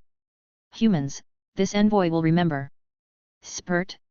Silent bone spurs suddenly thrust forth, effortlessly tearing through the dragon's hard scale armor and solid flesh, piercing the throbbing heart and protruding from the chest. Over 10 meters long. Bone white, crystalline, and translucent. Yet it held a destructive force even colder and more terrifying than the thunder fire dragon before. The power of dead bone. His life rapidly drained away. He dimly saw a legendary presence, shrouded in a fluttering cloak, appearing not far from him, as if it had always been there. This legendary realm held in its hands a vase-shaped treasure emitting black light, the black cloak legend stepping out from the crevices of space. No wonder. I didn't initiate. The envoy of Dragon Sleep's flesh, where 2 teleportation artifacts activated, failed to function due to the violent energy and shattered space. His vitality continued to ebb away, as his flesh lost all regenerative capabilities and kept rotting, leaving his chest cavity hollow. His hidden life substitute treasure automatically activated. Bang! The life substitute treasure failed to save him, turning to ashes. The envoy of Dragon Sleep was completely cut off from life. Dead Bone stored away the epic treasure spatial vase in his hand, then, unable to help himself, clicked his tongue at the energy that was still violently surging around. This blood-red dragon legend is truly fearsome. Even grievously wounded, under the oblivion of Wither King Bone, he managed to hold on for a full 3 seconds. Truly, terrifying. Minutes later, the energy tides outside Tianyuan City gradually calmed. The pure white wings had long since disappeared. The walls and defenses of Tianyuan City were now shattered and scattered. Even some uninhabited buildings in the outskirts of the city had collapsed a great deal. The entire Tianyuan City looked like a disaster site. But the defenders did not seem discouraged, even the auxiliary elves and giant elites, even those who were badly wounded, had their faces hard to hide excitement, agitation, and fanaticism. This was a great victory. A great victory achieved by Lord Tianyuan, who turned the tide with tremendous effort. In the center of Tianyuan City, a splendid tower hung in mid-air. Atop the tower, a tall figure stood erect, his palm slightly lifting upwards as if a god, lifting the city, sheltering his people, and sweeping the realms. Notice, the morale of the territory's people has increased. Notice, the morale of the territory's people has increased. Notice. Yuan maintained a smile, letting his invincible posture shine brilliantly. Ilo, fast, support me a bit, I can hardly stand.